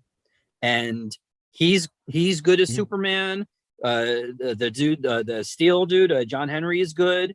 The kids, I don't even mind the kids. Like, I mean, it's Yeah. I still wish it was just one kid. I still wish it was just John, but I get it. Well, I see, I mean, gotta go back and watch how one became two, because originally it was one, Yeah. and I think it was Crisis that they like what happened with Diggle, where his Mhm. daughter became his son, or vice versa, or whatever it was. Yeah. But- yeah. Yeah. But But I mean, like I agree with Bob here that like it kind of threw me off that they had to, because I did get to several episodes, but it grew on me, and it grew on me Yeah. quick. Like they used it as a dynamic to build more tension in the family and ground the family a little bit more. and I'm like, I'm okay with that. And you know what's even, you know what that's even, good. you know what even is better than that, Don, too, is the fact that these two kids, they aren't those stereotypical, well, I hate you and I hate you, you know, because you have superpowers and I don't. They like genuinely care about each other. Like, and you see that. And this is something you don't, because clearly there has to be drama, because if you don't have drama, then I mean, why is life worth living, apparently?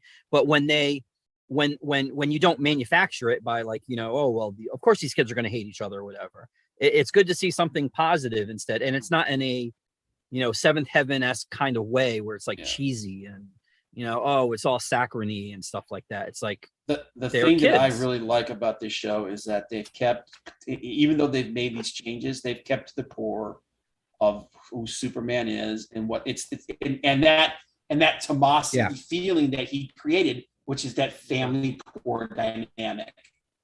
You know what I mean? Yes, there's drama, there's moments, but at the end of the day, they all care about each other. And you got to admit, this is probably the best version of Lois we've seen in a long time. Yes. Well, I kind of like the Lois in the Brian Michael Bendis comics. She was like one of the best parental figures. No, I'm talking about live action wise. Live action, yeah. He's having a go at you, man. I truly no. I knew he was, but I'm like, let me clarify. Like, we're gonna ignore that series. Yeah. But one of these decades in the future, when they're looking at the back issues of Superman, they're just going to take all of those and burn them. But well, no. You see, in the post-apocalyptic future, everybody's going to need fuel. You know, everybody's going to need something to burn, something to wipe their ass with. Yeah, well, yeah. But you know, it's forward planning. No, plenty of stuff. That show was very surprising because I felt like the CW shows have kind of jumped the shark, and that show was a very pleasant surprise. Yeah, it was. That's what I'm getting from everybody is CW in general is shit nowadays. Well, yeah. Which, let's be honest, it is. And then it was like everybody was ready to hate on Superman and Lois, and then it was like the first episode come out, and they're like, all right, I'm not getting me hopes up because it's the CW still. So I'm not gonna hold my breath. They're gonna fuck it up in the next episode 2. And episode 2 come along and they're like, all right. Episode 3, really? They still haven't fucked it? You know, yes, I keep tentatively in the back of my mind, I'm like, okay, this is eventually gonna crash. And I really hope it doesn't. I really don't want it to, but like I'm watching it like on pins and needles. Like you've been burnt so many times, you're like, oh, they're gonna cock it up eventually. Yes. This is a good question. Did anybody watch Stargirl? Yeah. No, but I heard that was good. That was pretty good, actually. That was pretty good. I watched. There was some stupid things in it, some annoying bits in it, some bits where you go, that doesn't make sense, and shit like that. But overall, you know, it was a solid 6, 7, 6.5, 7. Well, Jeff Johns wrote the comic book, and he dedicated it to his sister who died. I think she died in a plane crash or something like that. So I've heard he's been very like hands-on with the series, and I don't think they'll let him fuck it up. Like he'll make sure that it's done right, you know? Yeah. So it doesn't surprise me that you know, I guess left to his own devices, it would be good. Like I watched it, and that was another one I was very hesitant watching. And I watched it after it was done airing on the CW app. And so I binged it. But it was like one of those ones that I was like, number one, I'm like, is that Luke Wilson? Yeah. Because I didn't watch any of the trailers. And then the guy from Soup or in Community was in it. And I'm like, okay, so they're pulling in some something smart, right? Who, what? The guy, Amy Smart. Amy Smart, yeah. I don't know. The producer keeps whispering in my ear. It's very nice ASMR. Do it some more. Yeah, Amy Smart. She plays the mother. Yeah. Oh no, but the guy who played Starman was also from Joe McHale. Yeah, thank you. Yeah. He played Starman in the show. So like they pulled in some good actors in it, and it felt like a homage to the Golden Age almost. And you got to see some characters I never thought I would see. Solomon Grundy done in a decent way. You mean Solomon Grundy that didn't suck? Correct. Like the Granted, one it from was Gotham? CGI, Yeah. but it was not like the Arrowverse Grundy and Gotham Grundy. It was Grundy made me want to punch he looked like somebody. Incredible Hulk Grundy. Yeah. Mm-hmm. So Yeah, I was like, that's kind of cool. As much as I mean, and trust me, there are like tons of customers I've gotten into arguments about this because they don't like Agents of Shield, which I thought was a okay show, and they don't like Gotham either. Mhm. And despite Gotham not necessarily being like, not canon, but like official, like the way the books were, like they did what like Marvel does with the movies where they pick and choose what elements they're going to use. Yeah. And They take the highlights. Well, let's just be honest. They flip it retconned the around entire and all this past. other stuff. It was I enjoyed it. I mean, Gotham was all right. The Mr. Zaz, the dude that played Mr. Zaz, that was probably my favorite character on that show. I will Mr. say Zaz was good. I will give and Joker. I will give this to you for Gotham. They did a really good job casting people. Yeah. Yes. Yeah. Mm-hmm. And I'll be the first to admit, like, I was not a fan of Gotham, and I had my issues. But the casting they did, the portrayal of a lot of their characters was really good. Yeah. And it's funny because my godfather and I would get into debates because he's like, you watch all these comic book stuff, and he's like, you're not watching Gotham. He's like, why not? He's like, I watch episodes here and there, and I admit they have good characters, they have good stuff. I just get behind this Wayne kid. The kid, whenever he comes on, I'm out, and that's where I'm out. But everything else, I was good. But my godfather was hooked on Gotham big time, and he swore by it. Yeah, I just didn't like. And I understand that this is something that they had to do because it's, they have to have content for the show. All of his rogues gallery existing before he even showed up. That was my one issue. This doesn't make any goddamn sense. It's like, it's kind of like the movie The Joker. I love that friggin' movie. I love it to death. But it's like, this can't be considered any kind of canon or anything in any way, shape, or form, because by the time he becomes Batman, the Joker's going to be like 60. Yeah. I considered it Elseworlds. I consider that Elseworld for Gotham, and I consider it Elseworld for Joker. The only thing I could rationalize Joker being in canon is if they went with the tale of 3 Jokers. Yeah. Because in 3 Jokers, one of them was like hit that old. Yeah. But no, it's just like, speaking of Elseworlds, man, when is the last time they did a good Elseworlds friggin' book? My God. Oh God. I can't. Are we talking about Marvel or DC now? DC. Marvel, almost everything is friggin' Elseworlds because they just change it 5 months later. This is true. They go through so many small retcons. It's not even funny anymore. Oh my God.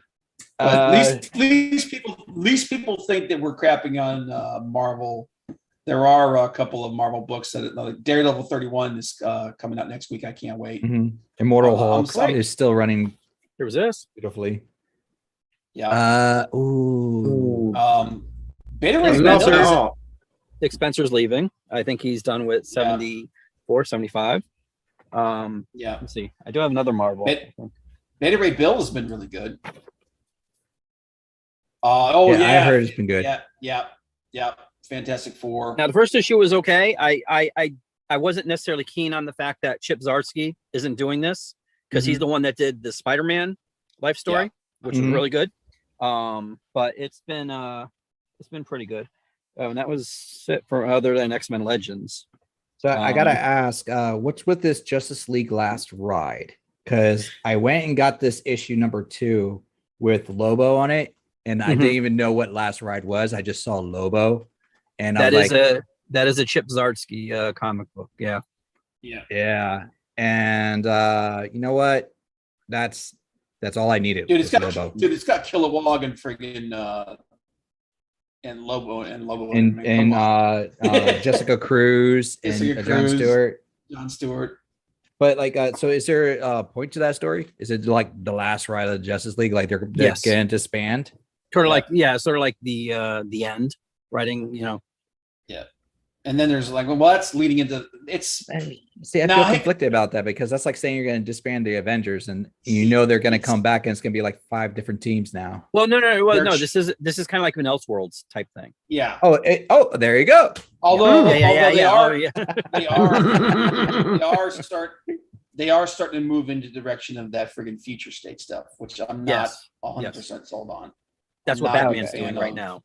Yeah. Well, Superman's getting ready to do it too. The Yes. whole War Yes. thing, Yep. Werewolf. Yep. which I'm not a fan of. John Really? taking over. I don't like, dude. I didn't like that whole thing. Wow. I like. I thought you meant the writer. Sorry, his name. I believe his name is No. John too. John No, Kennedy or something like that. yeah, no. I'm Mhm. talking about. I'm talking. Oh, about John Take. Oh, yeah. John- No, I John agree Take- with you. I don't like that. I don't like the Batman story. I'm not too upset about because he's still going to be Batman. Mhm. It's just, I've said it before and I'll say it again. These characters are not mantles; they're people. Batman is Bruce Oh, Wayne. Yes. Okay. Now you can do stories where someone takes over for a little while or something like that. This It's always thing going to where come back it's to like, Batman. yeah, but I hate when they say, "Oh, he's going to take out the mantle." I say, "No, stop it." It's like I said before. When everybody's Batman, being Batman isn't special. Mhm. No, when Yeah. everybody's Superman, being Superman isn't special. Okay, stop watering down these characters. Stop self-inserting yourself in these characters. Stop trying to turn them into us. They're not us. They're supposed to be better than us. That's why they're superheroes. So knock that shit off. Yeah. I think it's like, I don't necessarily even think it's for like they're doing it because they believe in it or they want to promote, They don't. diversity or whatever. I think it's Mhm. 2% they want to do that, but it's like 98% laziness. Like they feel if we co-opt the aspects of this character, then we're going to have that built-in audience thing that this character would have. And Well, it doesn't. Yeah, the thing they'll get it's that it's a popularity. It's a quick pop, is what it is. Yes. Yeah. Like Mick Foley, It's not every time he about goes to a building, different town. Yeah. Yeah. Yeah. No, it's not. It's not about building. It's not about building the characters up. It's about doing a quick pop and then going back to the original when When it fails. Yes, after it dies. Gone. Yeah. Yeah. That's why like the whole legacy thing. Yeah. When they killed Wolverine and they had Laura Kinney become Wolverine, and then they did the same thing with Sam Wilson becoming Captain America. Here's the Mhm. thing about that though. Those characters, if you go back, if you remember, they had their own series before they did that. Yeah. And now what's the big problem is and the argument they have is that, well, new characters they don't catch on like the old characters. So that's why you have to give them the mantle of the old characters. Here's the problem with that though. When X-23 had her own series, when Laura had her own series in X-23, and Sam had his own series in the Falcon. Now, It initially had with typical number ones, started off around 30,000 or so, and then it went down, obviously. Around issue 10, it was down to about, 5 or 6, like 7 or 8,000 for each of them. But they kept doing the book, and what started happening? They started finding their audience. And then the books started slowly going up. So because people were gravitating, they had the same creative teams were working on that. That's another really important thing. They had the same creative team working on them. It was people that were actually competent. And the books were slowly gaining popularity. And then they killed them to put them into the legacy stuff. And then what happened after the legacy stuff? They didn't have their own series anymore.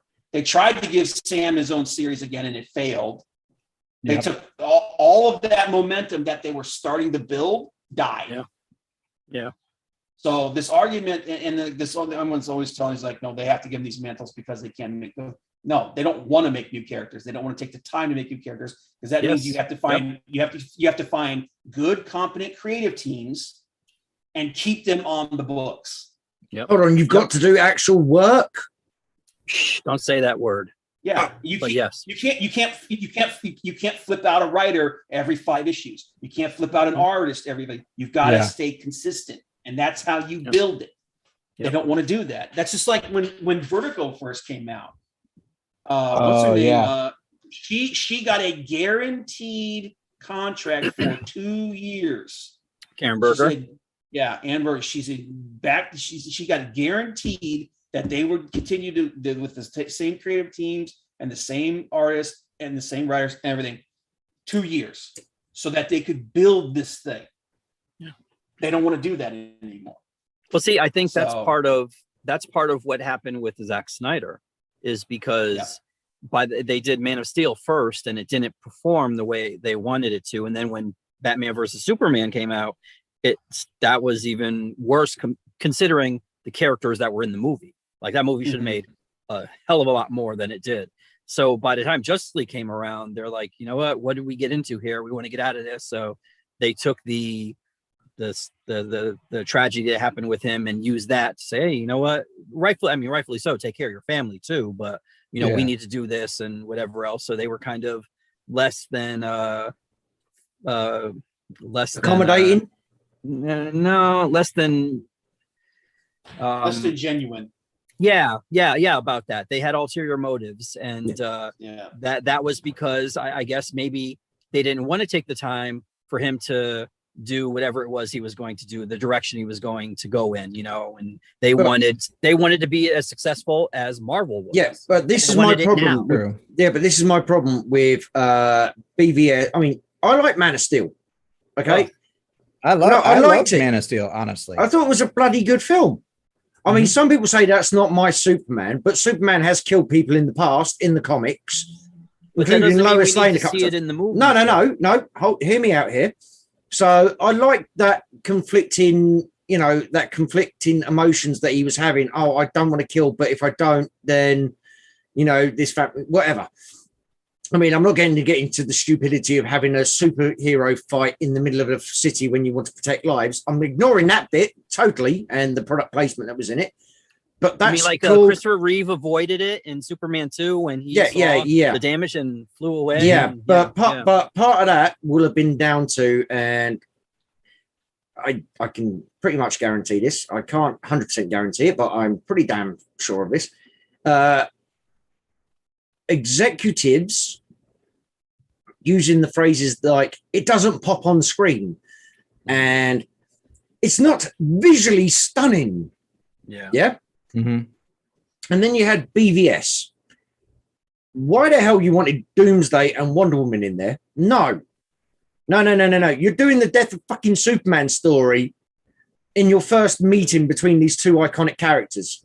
No. You could the second movie with Superman. Yeah, exactly. With our current. Well, yes. Technically, the first movie was Superman because he wasn't Superman in the first movie. Yes, but we had him though. That's like saying Reeves wasn't Superman in Superman 1. He was by the end of the movie. By the end of the movie, he was. That's why Snyder said he didn't name the movie Superman and he called it Man of Steel, because he wasn't really Superman yet until the end of the movie. So, but the thing that I have like the whole thing with Doomsday is like he's only been Superman for like a year at when Batman v Superman comes out.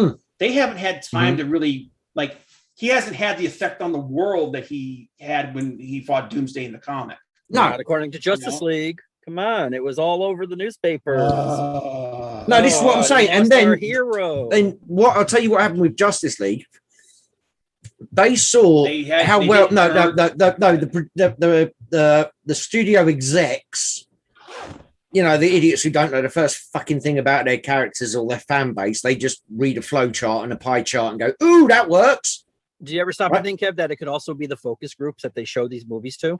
Oh yeah, but they're all. You know who these focus groups are. Not us. No, their focus groups are generally comprised of niche audiences who would not go and see these things anyway. Yes. Yeah, and I do know a little bit about audiences. Yeah. But that's what they want. Yeah, that's what they want. Yeah, but that's because again, going back to these executives who just see a pie chart or a flow chart and go, "Oh, that works." They went, "Oh, the Avengers went really good," and look, Marvel made how much money? Shit, we want some of that pie. Yeah. Mm-hmm. No, you dickheads. They forgot that you had fucking like 7 movies before you even got to the first team up. Team. Yep. And even then, the first team up wasn't the whole team. Yeah. Mhm. So you had There's the 6 core. movies establishing characters. Then you had the first semi team up. And then you go from there. Yeah. But they went, oh shit, they've done that. Now, I've stated this before on air. I can't remember if it's on our channel or somebody else's channel. Warner Brothers fucking screwed the pooch big time with the Justice League. Because if they'd done the build-up, if you'd had your Flash movie, your Batman, your Ben Affleck Batman movie, your Aquaman movie, your Cyborg movie, although yay Fisher, whatever, beforehand, and then you'd done a Justice League movie, yeah? Then they would be at the position now where you'd be, Age of Ultron in the Marvel Cinematic Universe, where the Marvel Cinematic Universe is dying, and they're having to retcon everything so they can keep it going. They would have been at the point now to take over and become the biggest superhero franchise, because then you can start combining all these fucking stories together and making an amazing saga that will last another 10 years before they have to reboot it and they get all the pie, whilst Marvel brings out all these side characters that nobody knows about because they've killed off half their main ones until they can retcon them and bring them back in. But see, they didn't want to do what Marvel did, because they wanted to be edgy and the main problem with the DC universe. But the main problem with the DC universe is Christopher Nolan. If he didn't do those 3 movies, then there's a level that the Warner Brothers DC execs feel that the movies should be at, and that's the Christopher Nolan level. Yeah, and the problem is the execs interfere, going, no, that's not the way it should be. We should do this. We should do that. And trust me, I know it a little bit. But and also, and you know what? It's also the fans though, because they're as expected. I mean, they're very tribal, so they don't want DC because they think, oh, Marvel's always comedy and there are no stakes and it's comic booky or whatever, which it should be. And DC is like the ones that are serious and dark and whatever. It's darker. It's more it's more like adult or whatever. And I don't think if they did try to do that plan the way Marvel did, I don't think they would let them. I'm wondering. I'm really truly wondering how the Suicide Squad movie is going to do. Because I'm excited for that, by the way. Well, I haven't seen the trailer that's dropped yet. Dude, all I want to see is Starro. I want Starro, and I want to see King Shark fight Starro. And Well, please don't give me spoilers, because me and Pyrin Knight Chris might be doing a reaction to that. Okay. So I love the fact that they got Stallone to do the voice for friggin' King Shark, dude. Yeah. I can't believe they got Sylvester Stallone to do that. That's not something dude, if Vin Diesel can do Groot, Stallone can do fucking King Shark. Yeah, that's fair. I just think it's awesome. Oh, come on. I just love that he's doing it. Yeah. All I want is a moment like in what was it in Justice League, Dark Side War, the last Justice League animated movie that they did. Jesus! So I'm looking at my collection now. Dark Side Apocalypse War or something. Yeah, like Apocalypse War. I just want a moment where is King Shark as a shark, where he's just going through all that, and then Captain Boomerang is like, "Well, yeah, you are a shark," or he gives like a final line, and then King Shark goes, "It's been an honor to fight with you along this side." Yeah. He goes, "You could talk the entire time." Yeah. No, that's when they're trying to defend the lab, isn't it? When they're using the Star Bridge. I saw that with Harley Quinn. He's laughing. Yeah, because all he's done so far in the whole movie is just eat people, rather violently and graphically. And then at the very end, he's like, "It's been an honor to fight beside your wall. I will die happy." It's like, what? The DC movies after Suicide Squad. I can't. Was it Assault on Arkham? I think it was. You didn't like Assault on Arkham? Assault on Arkham was all right. Granted, it was a standalone. Then they did a Suicide Squad. Hell to Pay. Hell to Pay. Yeah. Which that was more canon to what they were doing for their storyline. Because that was pretty good. That was good. You can consider it a continuation to Flashpoint. In regards to that. I was forced to watch Hush, and I didn't. Oh no, like it. no. And I have Hush is an Long exception. Halloween. They kind of and ruined I'm Hush. afraid to watch it. I'm like, I haven't watched Gotham by Long Gaslight Halloween. was all I've right. heard it's good. yeah. I'm Gotham by Gaslight's all right. really concerned about.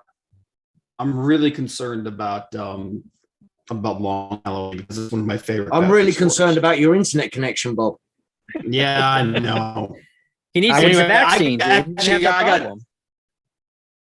Yeah, You got I gotta what? take off, guys. I gotta get finished. I gotta finish up at work. Oh, here we go. But Is that why they're cutting your internet Yeah. in increments? Yeah, no, They what know it what's is going on. Bob, No, you've but been I in have your to be cubicle around. for too long now. We're cutting internet connection to at least go clean up.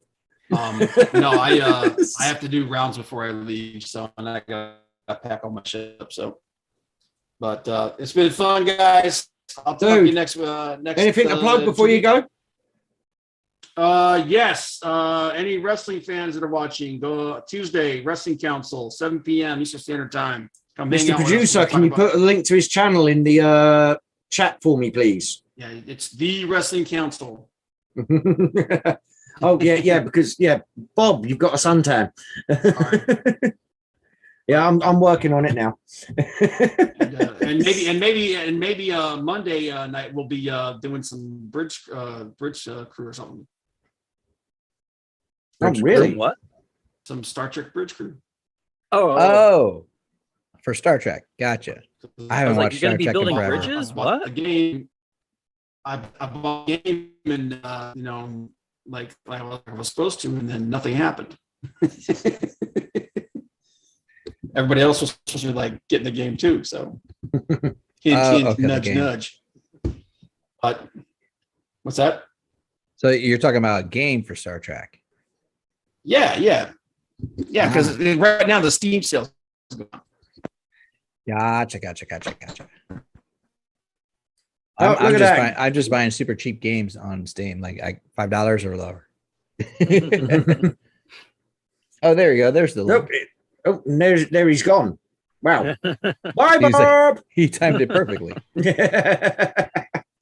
Yeah, I don't know if I put the right link in there. I just grabbed the first one I saw that had his name. Don't blame me if it takes you to some dodgy site, folks. That is the link I got when I clicked on his channel. That's also dodgy. But no, How to Pay was good. Gotham by Gaslight was actually okay as a Elseworlds alternative kind of thing. But yeah, Hush is. No, I was pissed about that. I watched that, and near the end, that's where they were dropping the ball. A lot of their stuff, but the earlier stuff that they were doing in continuity was I will actually agree with pretty that. good. Mhm. Public Enemies is the greatest of all the animated movies, hands down. 1 and 2 actually.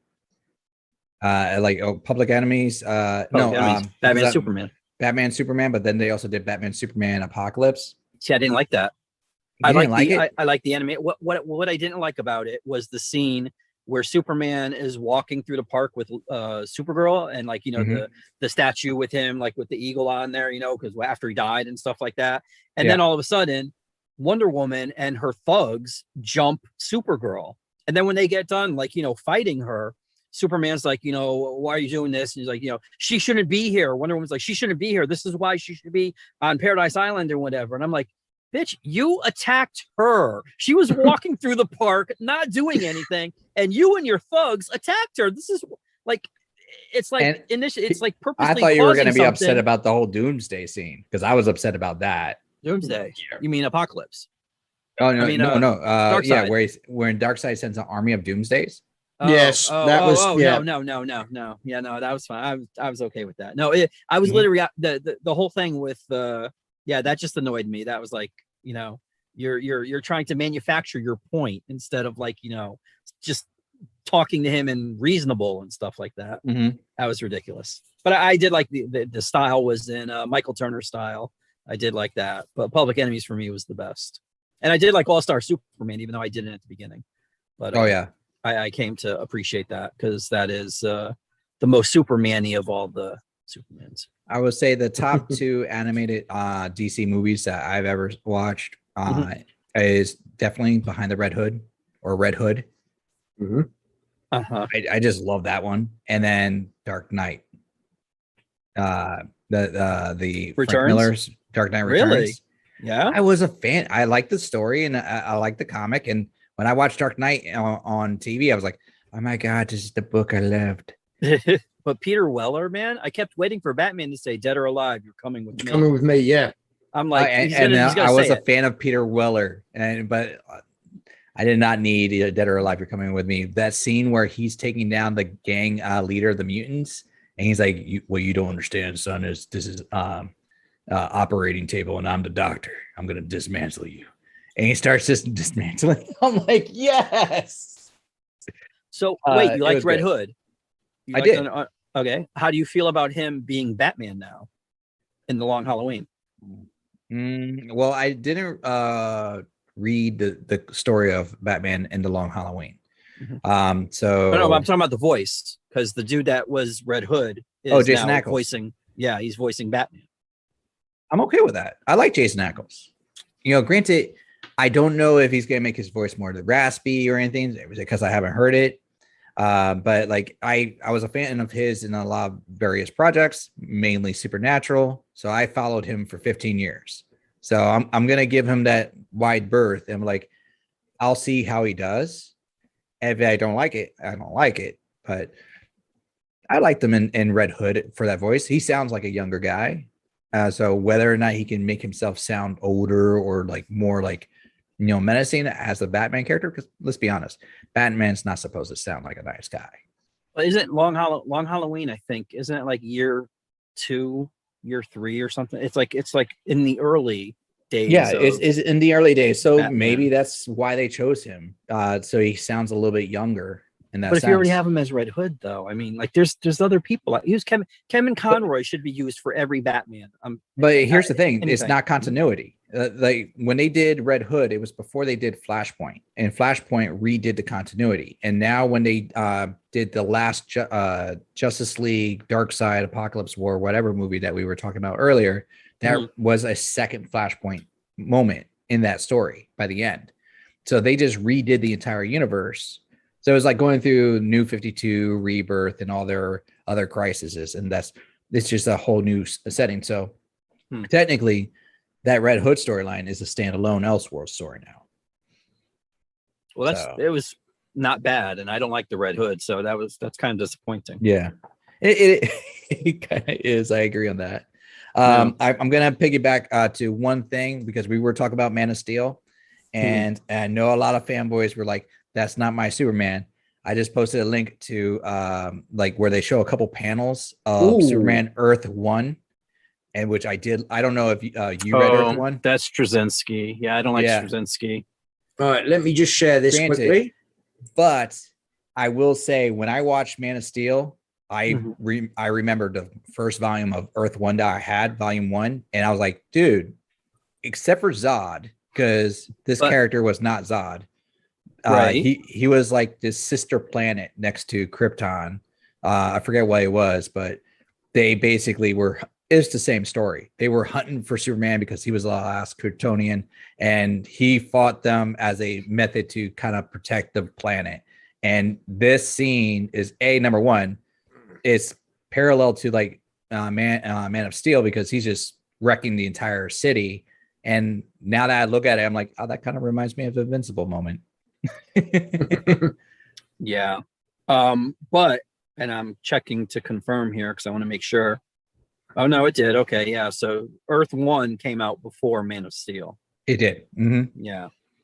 But it did go through an arc where he's like trying to find himself. He's going and doing stuff, and he left home and so forth like that. So, but you realize this is a more modernized. This was DC's intent with this. It was supposed to modernize the Trinity because I mean, well, there's also been a Green Lantern one too. But that's why they came out with this one. And Batman Earth 1 Volume 3 came out like 2 or 3 weeks ago. They did a Batman, Wonder Woman, and they did a Green Arrow? Green Lantern? Oh. Yeah, I did remember Green Lantern. Yeah. Yeah, but I didn't like Man of Steel. I didn't like there were so It's many okay. things that were wrong with it. No, there were some bits which were annoying, like all the product placement. The U-Haul donut shop, True. whatever it was in the whole fucking fight scene, where everything was a product placement. Well, Listen, dude, I mean, we Christopher can all Reeve got agree about slammed into Jonathan a Kent. Marlboro truck. I mean, I don't mind that. I'd rather have that than phony or Panaphonic or whatever, like it was in the Simpsons episode where everything was like a knockoff. I'd rather have the legit products as opposed to the ones that have like 2 letters changed or whatever. I don't mind that, but it's just Jonathan Kent was terrible. Like, I mean, as a character, Superman. I don't argue that fact. That part is true. Yeah, I'm going to stop sharing this now. Gets his ethics and his morals from the Kents, and it seems like purposely, like Snyder wanted to shit all over, because first he did it with Jonathan with the horrible portrayal in Man of Steel, and then he did it with Martha in, I think it was Batman Superman, where she's like, oh, you don't owe them anything, like why are you going to bother doing this? And I don't know if she's trying to like goad him into realizing that yes, I am going to do this or whatever, but like there's other ways to do that. Like it was just I did character assassination. I just didn't like it. I didn't like it. Cavill wasn't bad. I don't have a problem with him, even though apparently he's being held against his will and he has a fake girlfriend or whatever. According to I've heard something about it. I've not looked into it yet. Dude, this chick goes deep into the conspiracy, like they're photoshopping. Are you on about hold on. Is this a YouTuber you're on about? This is a YouTube person, yes. I think I'm subscribed to the same person as you. Okay, yeah, and it's a very she's normally pretty good with this. I need to watch that. I haven't seen that video. I need to watch that video, see if I can, look up it. She's good with photoshopping herself with. No. This woman is a self-confessed Henry Cavill. Groupie. She's a super. She quite happily says she's a super simp for him. Yeah, but she's married and all the rest of it anyway. So, she has fun with it. She takes a piss out of it as much as anything else. But I did see she dropped a video in the last week or so about that. Yes, and it's very thorough. Yeah, allegedly thorough. Yeah, well, let's be honest. If it's the same person, I believe. Well, it is the same person. We both know it. She's normally pretty damn good with all her facts, and but see, she's part of the outrage YouTubers that I give things, even things that I don't like, at least a slight benefit of the doubt, because it might not be what it is, or like, I mean, for instance, did you guys see Loki?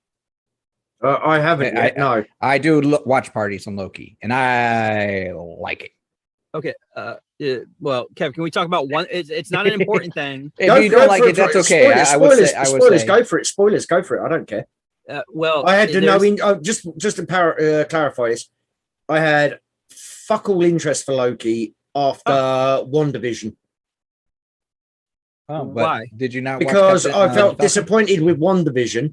It started off great, and it really let me down near the end. Why? Because Mephisto didn't show up? No, it was just the way. By the time it finished, it was just. It was the boner joke. No, that you just went. Oh, really? You done that for a cheap laugh? I'm not even shocked. Well, I didn't mind that, because you know what? That entire Fox X-Men universe was a cheap laugh. So that fit right in, because those movies were god awful. I mean, I realized the historical place of X-Men, because that was technically like the first team. Like up until then, it'd been like, Batman by himself, Superman, maybe Batman and Robin. I think that might have been. But as far as the team is concerned, with more than, 2 people, that was the first one. So I'll give it props for that. But other than that, all those movies were abysmal.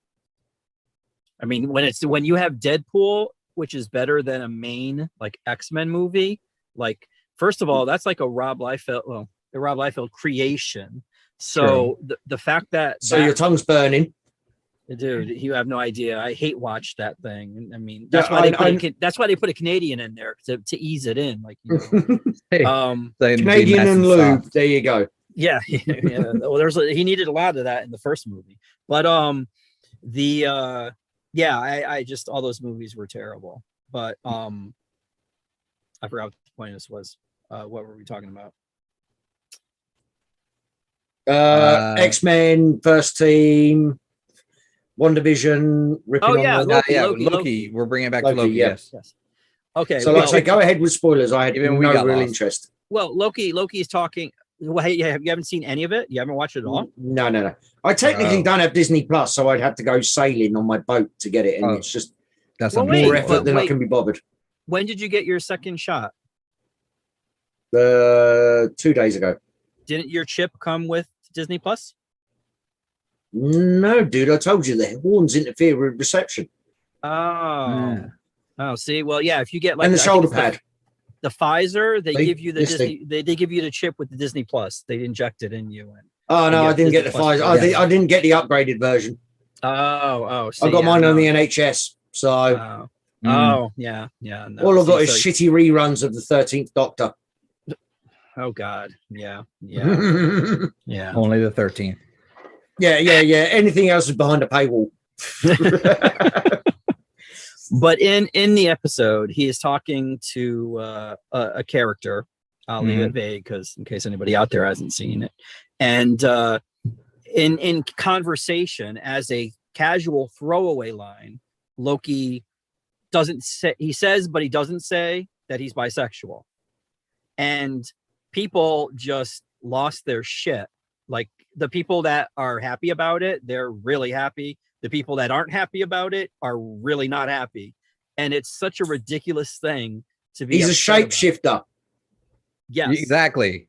Yes. And correct me if I'm wrong, but in proper, in Norse mythology, he was the mother of Odin's horse. Yes. He shapeshifted into a horse to get knocked up to give birth to Odin's six-legged horse. Yes. Actually, a lot of like there was one that was also Fenrir, the big wolf in Ragnarok. Fenrir's wolf. Yep. That was also one of his heirs. And also was it the giant snake? For it like Jagerbomb or something like that. Like Jagerbombs. No, this time in the morning. I forget the name of the snake that wraps around the world. I think that was also another heir of Loki's. And in the comics, Hela was his daughter, but I don't think that was his daughter in mythology. But basically, Loki got around, and it did not matter if it was like humanoid. Well, not been funny. Loki is the god of mischief. He's a shape changer. He's going to do whatever he needs to get his own fucking way. Exactly. If it means getting his end away, be it male, female, or animal, because if you want to get technical, Loki's also a furry. Yes. But if you want to get technical with this, Loki's a furry as well, so the furry community can get on that bandwagon. But they don't. They just want to get out like that. They just want to get outraged at, like, you know, the whole where we are now as a society. It's like it's so it's ridiculous. It's annoying. I mean, I don't know. What's funny is I remember 2 moments of that where they announced it. Episode 1. Or was that the form or something? Yes, it's in the documentation in the form. Oh, and yes, episode 3, fluid. they verbally announce it. Yeah. And I watched it with my brother, and we're like, that makes sense. That's understandable. Because he can be anything he wants to be. Yes, his natural form, shall we say, his true form, shall we say, he is male, his OG form, his noble form, his whatever you want to call it, his natural form. But he can fucking be whatever he wants to be. You know, sexuality, anything. I can even be a rock if it pleases you. Do you know what I mean? Yeah. It's like that scene with Mystique and Magneto. Even like she's like shaping into all sorts of things in the movie. But in the comics, she's done that too, and she literally goes whatever route she enjoys. And well, just to bring that up, nobody had this destiny. Not to bring that up. Nobody had the problem in the movies. Just going back to the movies, when Mystique is playing when she's impersonating the senator. Yep. You know, nobody's going, "Oh my god, she's transgender," or any of that crap. Well, she should have shapeshifted into a good movie and a good movie series, because that would have been nice. I would have appreciated that as a fan of the X-Men. It should have had Gambit in the lead. He was just upset there was no good Rogue. Yeah, or maybe. Yeah. Well, see, they made Rogue. Rogue assumed the Kitty Pryde Hmm. trope, the character, like her. That is very true. Her Yes. thing, and that was. I mean, I appreciate it because if they didn't, then she probably wouldn't have been in the movie. But I mean, I don't know. I'm hoping.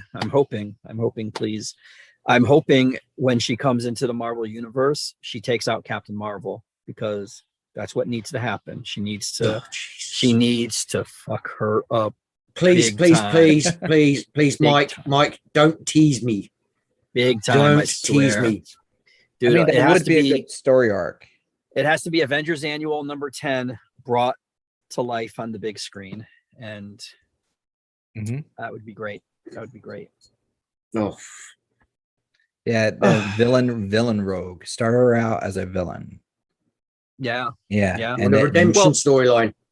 No, because then people will get upset because people are already complaining about the villains that Marvel has because Marvel doesn't and I agree with this. This isn't just, well, it's not just Marvel, it's also DC. They need a villain who is a straight up villain. Like no redemption, no like for instance, Ocean Master. Ocean Master's first villainous act was to have all the whales and all the sea life, take all the shit we've thrown into the ocean and chuck push it it back back out. onto Earth. What's No, that's that's not a villain. That's somebody cleaning. Exactly. That's a spring cleaning. What the fuck? Killmonger, he might have gone about it the wrong way, but really, was he really wrong? I mean, not really. So yeah, well, fucking Thanos. Well, hang on. There's only so much resources.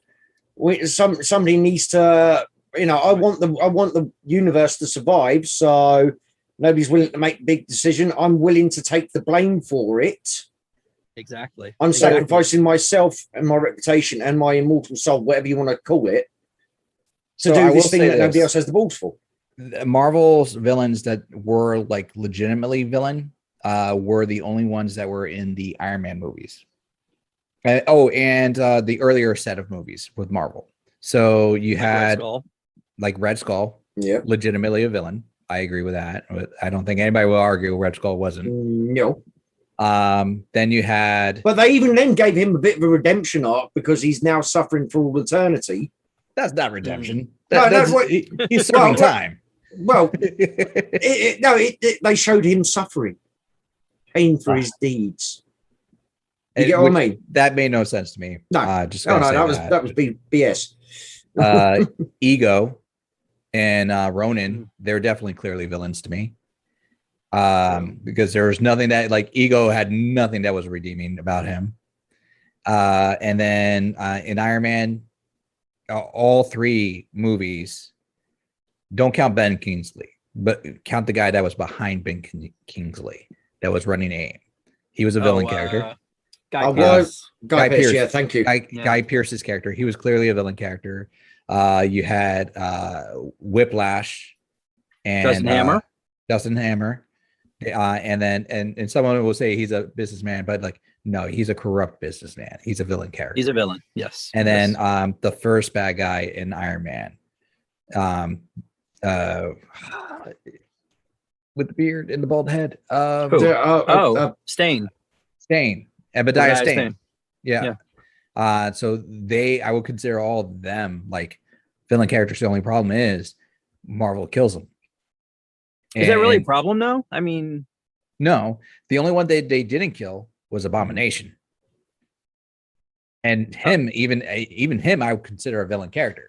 I'm not asking for any particular reason, but have you guys seen the Shang-Chi trailer? Oh, no. I know why you asked, because I did. No, to be honest with you, Shang-Chi, I have. If I want a decent martial arts movie, I'll get Hong Kong movies. I'm hopeful it will be a decent martial art film because of what it's supposed to be. And that's the only reason I'm hopeful for Shang-Chi. My brother is hopeful because he was a fan of the series back in the day.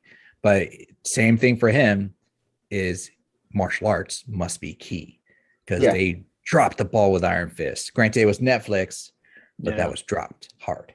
But go ahead, because they rushed it. They didn't take the time to give this dude training and stuff like that. And you mean building, character building? Like the actor actual himself. training. Yeah, Mhm. like And legitimate. Like, let's you be know, honest, martial arts. they did do stunt work and they had guys do the other stuff, but there's easier ways to do it where it looks believable without having to train your actor to do the stuff. They've done Yeah. it for years. Well, season 2 was better than season 1. But that's because the other role players, the other characters, were Mhm. doing actual martial arts, and still the guy who played Danny True. Rand did not look like he was doing the martial arts. Like, there was plenty of scenes where he had stunt work, And where also, everybody else was there. the showrunner was different, and I think he was better than the first showrunner. Because I think you can like when Danny Rand showed up in Luke Cage season 2, it was good. So I think it's more not necessarily the actor or like the lack of martial arts or whatever. I think it's like whoever the creative person is, doing it. Because like this is a problem with comic books too. Like Marvel and DC, and I understand why. Like there was a cover for Wonder Woman. Hold on. Yeah, but he's not wrong, because that episode that he's referring to was arguably one of the best episodes that they had between the two series, because that episode had the vibe of what they're known for, what's called like heroes for hire. Like Iron Fist is popular, Luke Cage is popular, but the two of them were extremely popular together. Okay, so Wonder Woman. Oh, sorry, go ahead. I said welcome back. Oh, so when Wonder Woman 84 came out, this is the comic book that DC put out as like a sort of kind of tie-in, like, not necessarily like a direct tie-in or whatever, but there's 2 stories in here. Nicola Scott did the artwork that you see there. It's incredible. She's done Wonder Woman before. She did Secret Six. I mean, she's done Nightwing. She's really, really good. And actually the art on the interior isn't bad either. Now, DC, for the most part, when they do comics, they usually do 2 covers. There's an A cover and a B cover. They don't go as variant crazy as Marvel does per se. But I mean, 45 covers. So yeah. So there was this cover, which was the A cover, and then there was this cover. Oh, that is so. I remember seeing this. Okay, but hold on. I'm sorry. Apparently, this is by a team that does something called Rooster Teeth. Oh, and Rooster Teeth. Okay, Adon knows who they are. I know who Rooster Teeth are. I don't know who they are, but I know that on YouTube, their views are into the millions. Oh God, yes. So Red versus blue is what made them. This is what you call marketing. You're trying to attract an audience that wouldn't normally buy this, which is the one that they should buy. So why would you get upset at this if you're not forced to? Like, this isn't the only one, because this one exists. So you're going to spend all your time sitting there bitching about this cover, because why? Instead of buying this, because clearly this is the style, I guess, of Rooster Teeth, or maybe the style of the artist. No, that's not Rooster Teeth's style at all. Yeah, which is so funny. They do stuff that is stylized, but they like to kind of push the envelope sometimes on their styles and their choices. So they're known for Red versus Blue, which is purely the Xbox Halo series. Halo series. Is that a DVD too? Is that a movie? They did release it on DVD. Yeah. Okay. It's a series. They have like 17 seasons. 19, now I think it's up to. 19. Wow. I think it's 19. But they got really good at it. And then now they have a series called Ruby. Which is RWBY.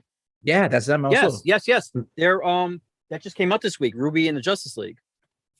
Really? They have a comic too? Yeah. Wow. Really? Okay, Adon, did you know this? No. Oh, okay. Yeah. Oh, Gotcha. no, Warner Media's bought them up. Ah. Yeah, Yes. This is technically the second comic book, but this is the first time they've crossed over with the Justice League. Oh, okay. Yeah, no, because apparently we've just had a whisper in our ear. Warner Brothers have bought them out. I gotta look for that now. So yeah.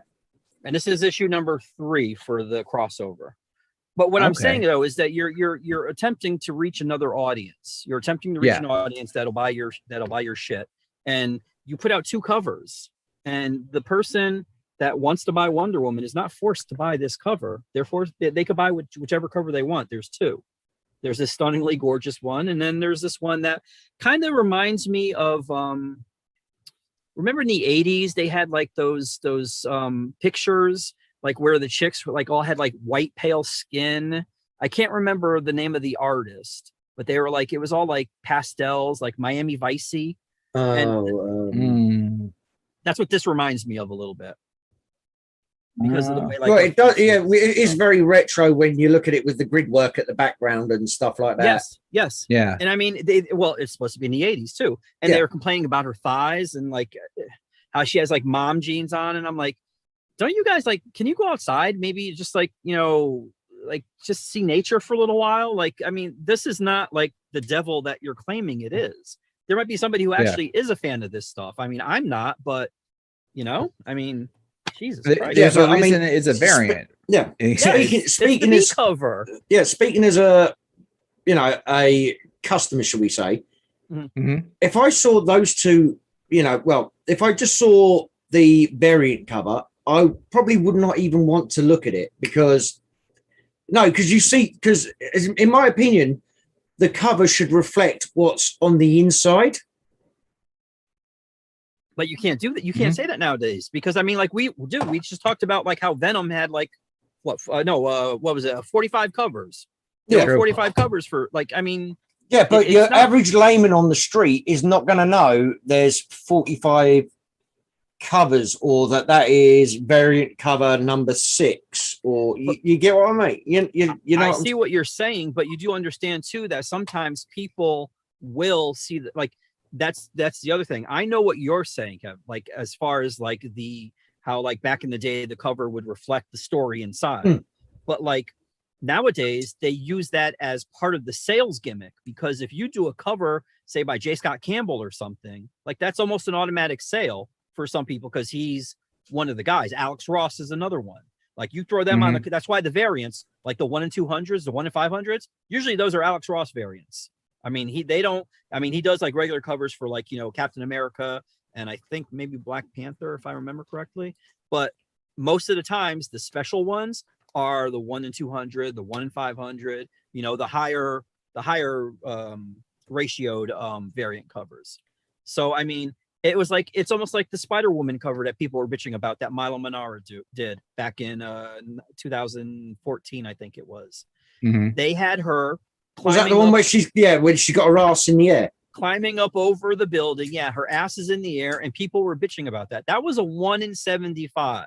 So anybody that walked into the store, because they were like, oh, think of the children. Like, there's going to be a Spider-Woman with her ass in the air. It's like, okay, unless those kids are millionaires or even like, very rich, chances are they're not going to have that cover because it's a 1 in 75. So any of the stores that are stupid, like, stores in Connecticut that might order 75 copies just to get that one Milo Manara cover. They're not going to be selling it for cover price. It's going to be like, that'll be an eBay exclusive or something. Yeah, exactly.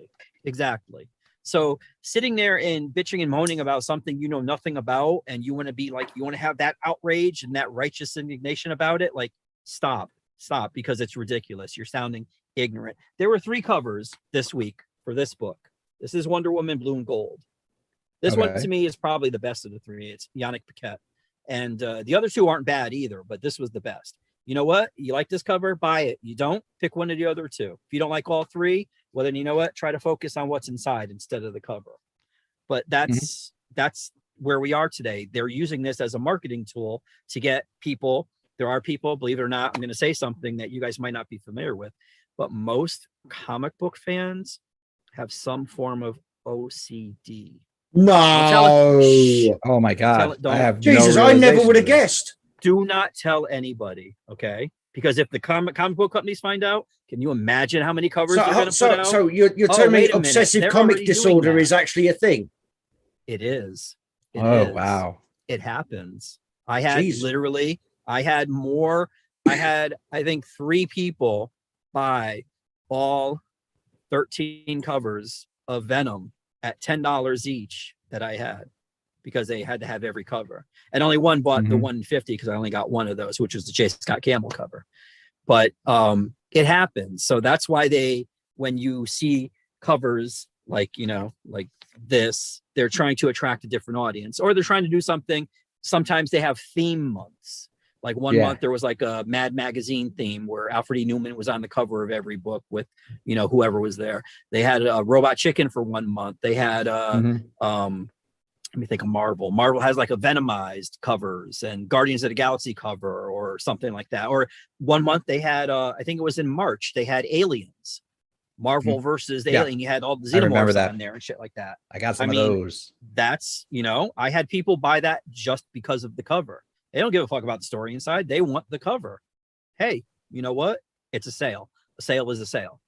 Yeah. And you would hope that they would read the story and the story would hopefully be good. And they'd be like, you know what? I think I might be interested in this.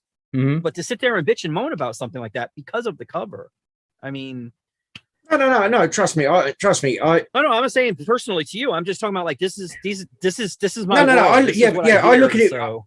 Right. I like to be a very even-handed orc. I hate everything equally. I don't. Aren't most orcs even-handed though? I mean, they Yeah, can either with their left hand or their right hand, right? Well, it's beaten into us from a young age. See, yeah. I mean, when you're eating a chicken carcass, you need both hands. Let's be honest. Well, not if you've got somebody else's sword. You can just stick it in and use it as, as a skewer. But no, I get what you mean. But like I say, I mean, the visuals to me, like I say, comics are a visual medium as far as I'm concerned. Yeah. If you just had a grayed out cover, it could be the greatest book in the world, but just a blank grey cover, and then you've got a piece of garbage next to it, but the front cover is like Ninjak. We were talking about that earlier. I think you were away at the time, Mike. He was. Oh wait, are you talking about the what was it? Javier Pulido, I think it was. The new Ninjak that's coming out. But no. What I'm just using that as an example because we talked about it earlier. But what was the overall consensus with that? Well, the comic looks garbage on the inside and the outside, but the variant cover looks fucking good. If you saw those two, the variant cover and the main cover, the A cover, side by side, you would not know they were the same comic. Now, in its defense, the story could be great. But if you're just going by the images, that's where it looks bad. But Adon, did you read the Hawkeye that Matt Fraction and David Aja did? Which I'm hoping is what they're going to base the Hawkeye series off of? No, I did not read that Hawkeye. David Aja is not a dynamic, like, action artist. I mean, he's real. Dude, him and Fraction were total, like, they complemented each other so much on that series. I mean, I legitimately, I'm not a fan of Hawkeye, but like I saw that and there was just something about it and I ordered heavy into it and thankfully it was like one of the few things I got right. But Javi, I don't know exactly what, did you guys see more than one page of this artwork? Because I only saw one, which was like him climbing on a ladder or something like that. Yeah, granted, we only saw the one page and the cover and the variant cover. But like I said, the story could be completely great. Yeah, it could be. And it might suit, like Hawkeye, it might suit the art. You don't know. I agree. If you have a ninja series and he's going to be ninjing and stuff like that, maybe you want a more dynamic artist. But like, hold the outrage until you see the other 22 pages. Like, I mean, no. I'm just talking about a POS point of view, a point of sale. I remember Ninjak from when it first came out and the art style there. And that's all the other comparison too. The original Valiant back in the day. Exactly. 90s. Yeah. And then you go from that to that new art style, and it's like, if you've seen Teen Titans as a kid growing up, and then you go to watch Teen Titans Go, that's the kind of vibe you get. Like, granted, they're both Teen Titans, but like the art style is completely different, and you're stepping away from that, and like. If you're open-minded, you'll pay attention to the story. You'll get receive the concepts. But if you're closed, you're gonna be like, "It's my team," And this is the thing. I think there's some part of these entitled commenters that think that everything should be the way they want it or for them. And the problem that I have with that is that not everything has to be for you. And I can, like, for instance, Rogue hasn't been in a book for a long while that I've enjoyed. I mean, for a while there, they had her in a fucking book with Gambit, and I avoided that like the plague. Okay. And then she went into Uncanny Avengers, and I didn't really care for that either. And now she's in fucking Excalibur, and that is awful, like awful, truly awful. And I just, it sucks because she's my favorite character, and I want to read her in a good story, and they're just not doing it. Now she's going to be in the new X-Men. There's a new X-Men #1 coming out that Jerry Dugan is writing, and I'm hoping it's good. It has promise because she's there and nobody else is there. Oh, my camera died. Yeah, hold on. I got to switch to the whatchamacallit. And what's his name? That's what she said. Switch to the whatchamacallit. Oh, see, look, now there, as I'm attempting to fix this, somebody commented that Excalibur is incredible or amazing or whatever it said. Yeah. Oh, yeah. Aggressively relaxing. Welcome, man. But And is that currently or back then? Because that's two different things. Oh, that's true. Definitely. Chris Claremont was the original one. Yeah. But this one, I'm so not a fan. But I'm glad Aggressively Relaxing is, and if he or she goes out and buys it, hey, there you go. I mean, it's not for me. I'll find something. There happens to be other things in the comic book industry that you can read, like, Oh, don't tell me that. I thought there was only 2 products. I'm sorry, I'm blowing your guys' minds tonight with all these revelations. I'll try to. Well, so hold on. Now I've just learned there's more than 2 comics, and previous to that, I learned that obsessive comic disorder is actually a thing. It is. See? Wow. And you know what? There's this place called the North Pole, and there used to be this gentleman who allegedly lived there and made toys for kids and would deliver them on one day. Doesn't exist. Okay, now I know you're bullshitting. I've raided his workshop 3 times. But see, next thing you're going to tell me that Gambit isn't the best X-Men.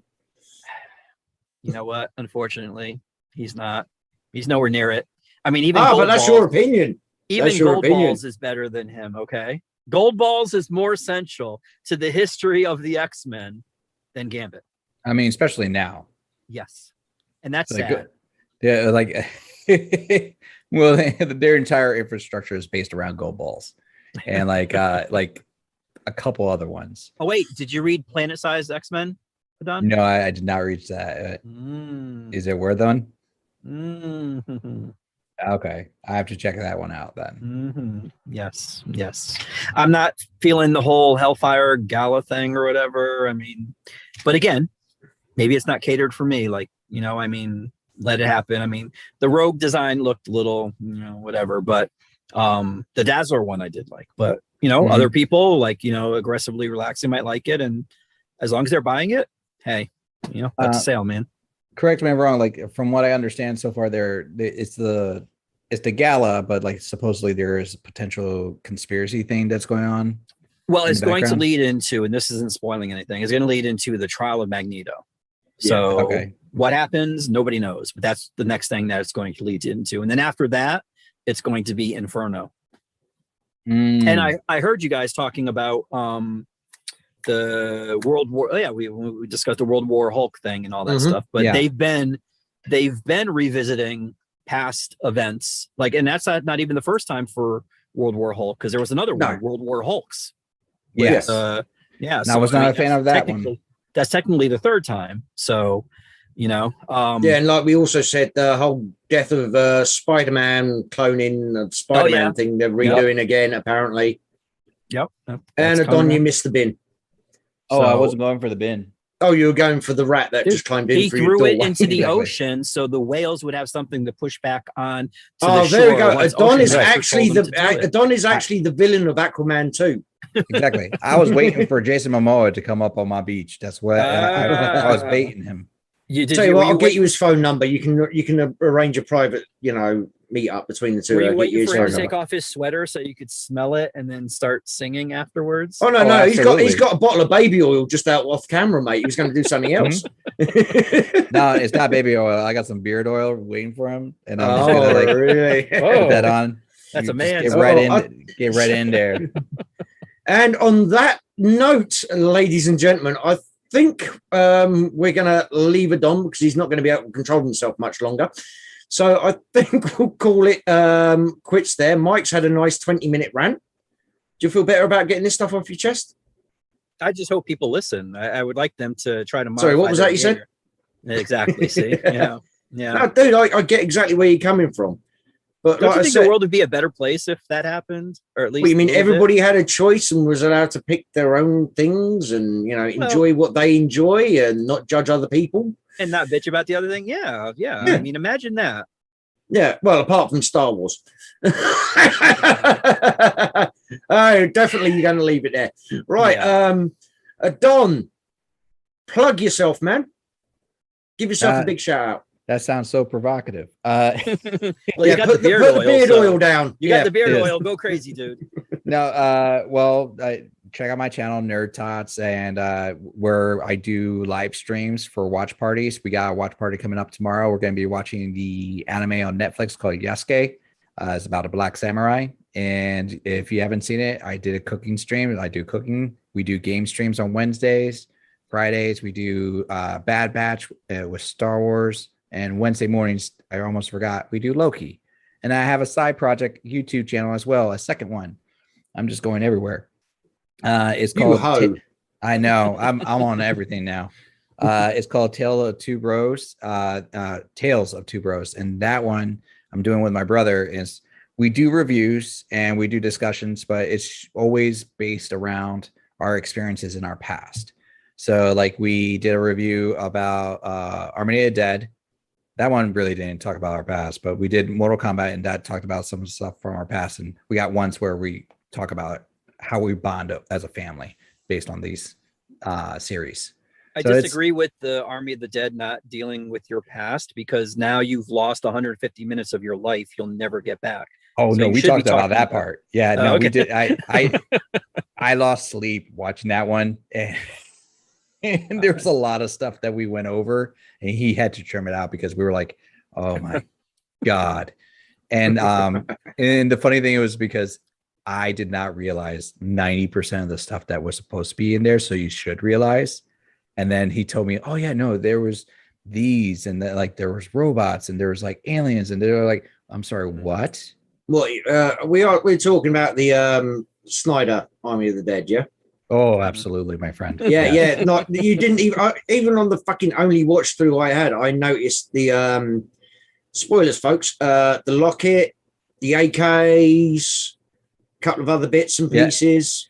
Oh no, like I noticed some stuff, but it didn't click on to me. And mind I add, I was watching this at like 3 a.m. because I couldn't sleep, God. and I thought like, oh, 2.5 hour movie, I'm gonna knock out. No, I stayed up, and I was like, it's okay. And then he tells me like, yeah, those moments where you see like blue sparks and you see the glowing eyes, like, yeah, I thought that was just an editing mistake. He goes, no, that was intentional. Yeah. I'm like, oh no. See, the one thing I will say about that movie, when people had a problem, spoilers, folks, so cover your ears until I go like this rampantly. The intelligent zombies thing. Now, there is a trilogy I've read zombie books, Monster Island, Monster Nation, Monster Planet by Stephen Livingston or Stephen Jackson. I can't remember the author's name. I've got him. Mm-hmm. And they do deal with an evolution of the zombies. So it wasn't a new thing to me. And I got the vibes from bits of that. Yeah, which I'm okay with that part. So- yeah, I don't have as long as you establish what the zombies are going to be, like, okay, they're going to be like talking like dolphins and intelligent. I'm fine with that. You establish it, but this movie was pointless. Yeah.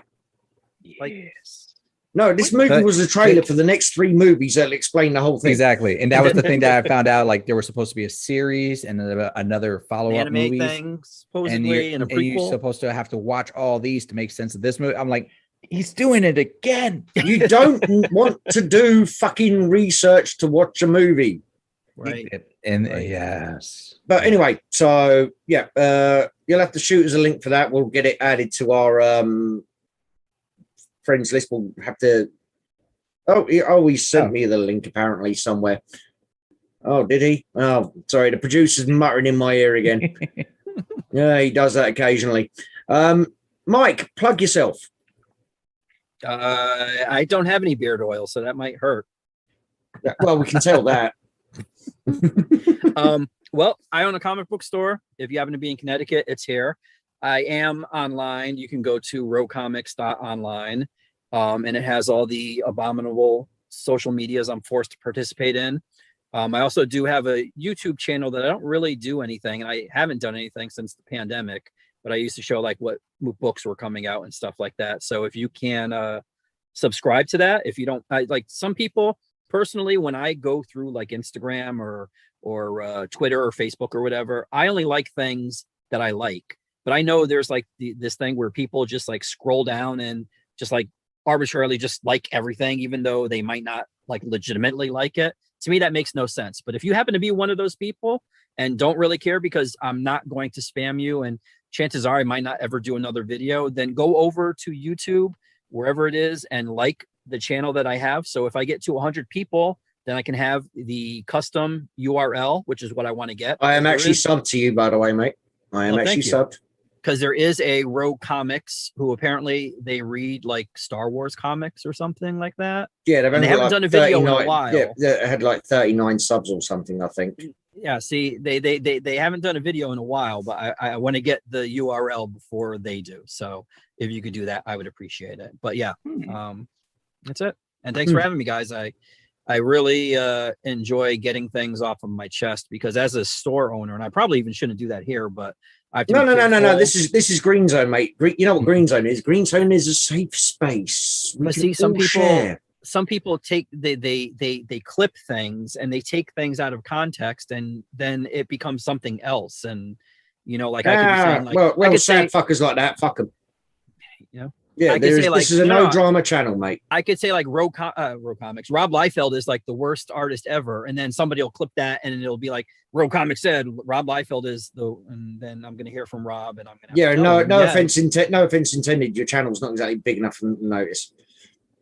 Well, he gets very personal with people. Like anybody says something about like, you know, the fact that he has no concept of the human anatomy and he draws too many pouches, can't draw feet and all that stuff. Like he digs into them and cuts them off. He's very sensitive about stuff like that. No, dude, you try getting laid once in a while then, Jesus. Dude, he's got all this Deadpool money. Like why would it even matter what, like, you know, me or a Green Orc says about Rob Liefeld? Like, who cares? Like, what does he care? You know, because he's a sensitive little bitch. Because he's an artist. And are we saying anything that's really unfactual? Because I mean, anatomy. I mean, I know people take liberties with it, but I saw an Enchantress picture that like she was literally like 2 sticks. Like her legs were like about this big and her body was like about this big. And I'm like, I know like artists have their things, like, you know, there is a difference between artistic license and well, you can make the argument also that it's a matter of opinion and no one should care about opinion. Yes. Yeah. Yes. If you like it, you like it. If you don't like it, you don't like it. And you know, for those artists, those people that, you know, they do products, if you have an opinion about that product, fair, that's your opinion on it. Right. Is whether or not the majority likes your product. That's where the line should be drawn.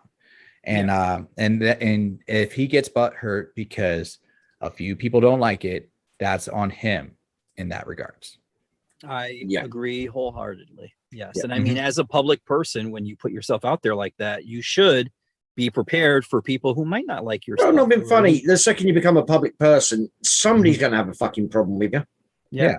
And you just hope that, but legitimately, you would hope that the person that does have a problem with you has a legitimate problem with you and isn't manufacturing the problem. Exactly. To, like, you know, just that is an important thing because legitimate problems is one thing, manufacturing, and you know it. And just to be also fair, you have a large quantity of people that are having an issue that can wear you down.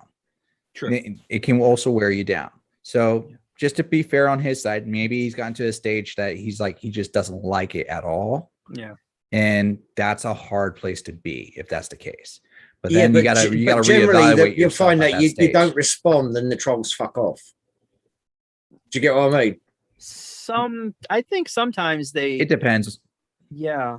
Yeah, I think something depending on the quality of the troll. I mean, I'm sure you've dealt with trolls in your underground layers there, and I'm above ground, bitch. I'm on top of a mountain. You you get the ones that are like they're just like they have a point to prove, whatever that point might be, and they just dig in. Like, they can't do it with worthwhile things like maybe politics or something that would actually improve other human beings' lives, but they can go after this one artist for the art of, the crime of not drawing a leg the way it should be or something. Yeah. Like that, I don't know, but I agree with both you guys. Yeah. Well, every time you come on here, feel free to vent as much as you like, because it's entertaining as shit anyway. But it's all legitimate. I'm not doing it for show. I'm not. No. It's your legitimate. I legitimately hate Gambit, and I wish he would. When they left him in the Antarctic in issue number 300, I wanted him to stay there. I wanted him to freeze there and just be like a giant. Like, I wanted him to be Captain America and never discover him whatsoever. That's what I wanted. So when I say something about him, I am being truthful. It's coming from my heart. Yeah, you've been truthful to you. Yes. And that's all anybody can say. Yes. So, right. Well, thank you very much, everybody, for watching. One thing I'm going to do very quickly, I'm just going to share my screen because I'm going to have to plug a friend of the channel. He's got a Kickstarter going at the moment. So I'm just going to share this quickly. Lunga, you might know him over at the Grain Council. Isadora, issue 2 is on Kickstarter at the moment. Everybody go check this shit out. It's pretty damn good. And I haven't checked the video out yet, but I believe he got his missus to model with the chains in one of his previous videos. And he's a friend of the channel. He comes on quite often on a Saturday. So, yeah, everybody go check out Isadora and the Immortal Chains.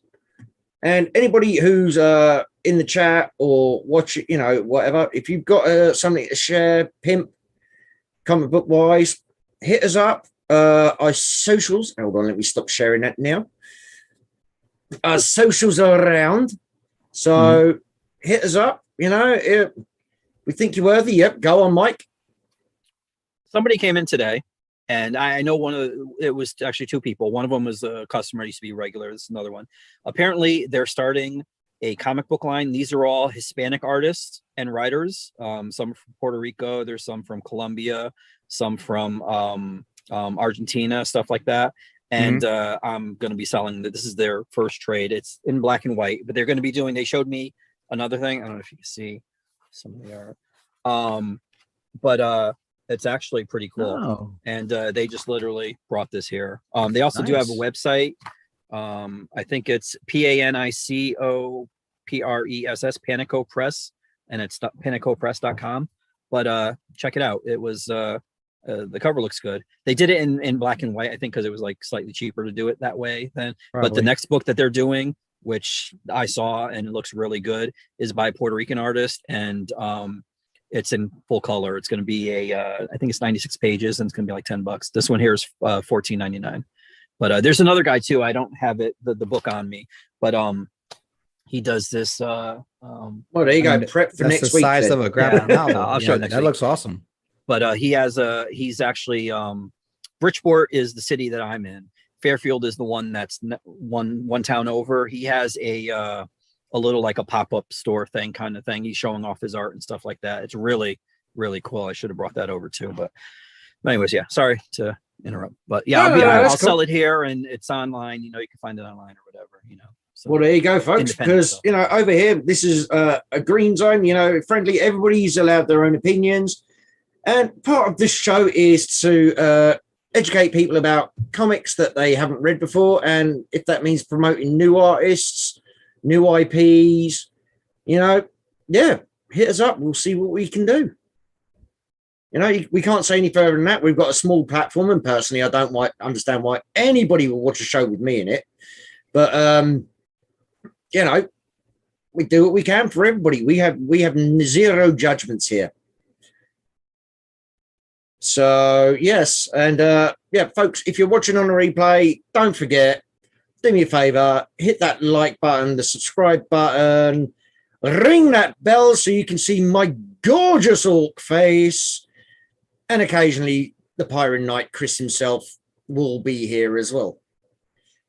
Yes. I'm getting to that. Jesus, sorry, folks. You have no idea. Also, leave a fucking comment as well. Jesus Christ. I'm talking, trying to listen to a producer and be entertaining. I fucking fail at everything. Story of my goddamn life, and that's 3,000 years of it. I'm getting sick and tired of hearing it. But anyway, folks, thank you very much for watching. This has been CKMY, and we will see you all on the next one. Laters, peeps.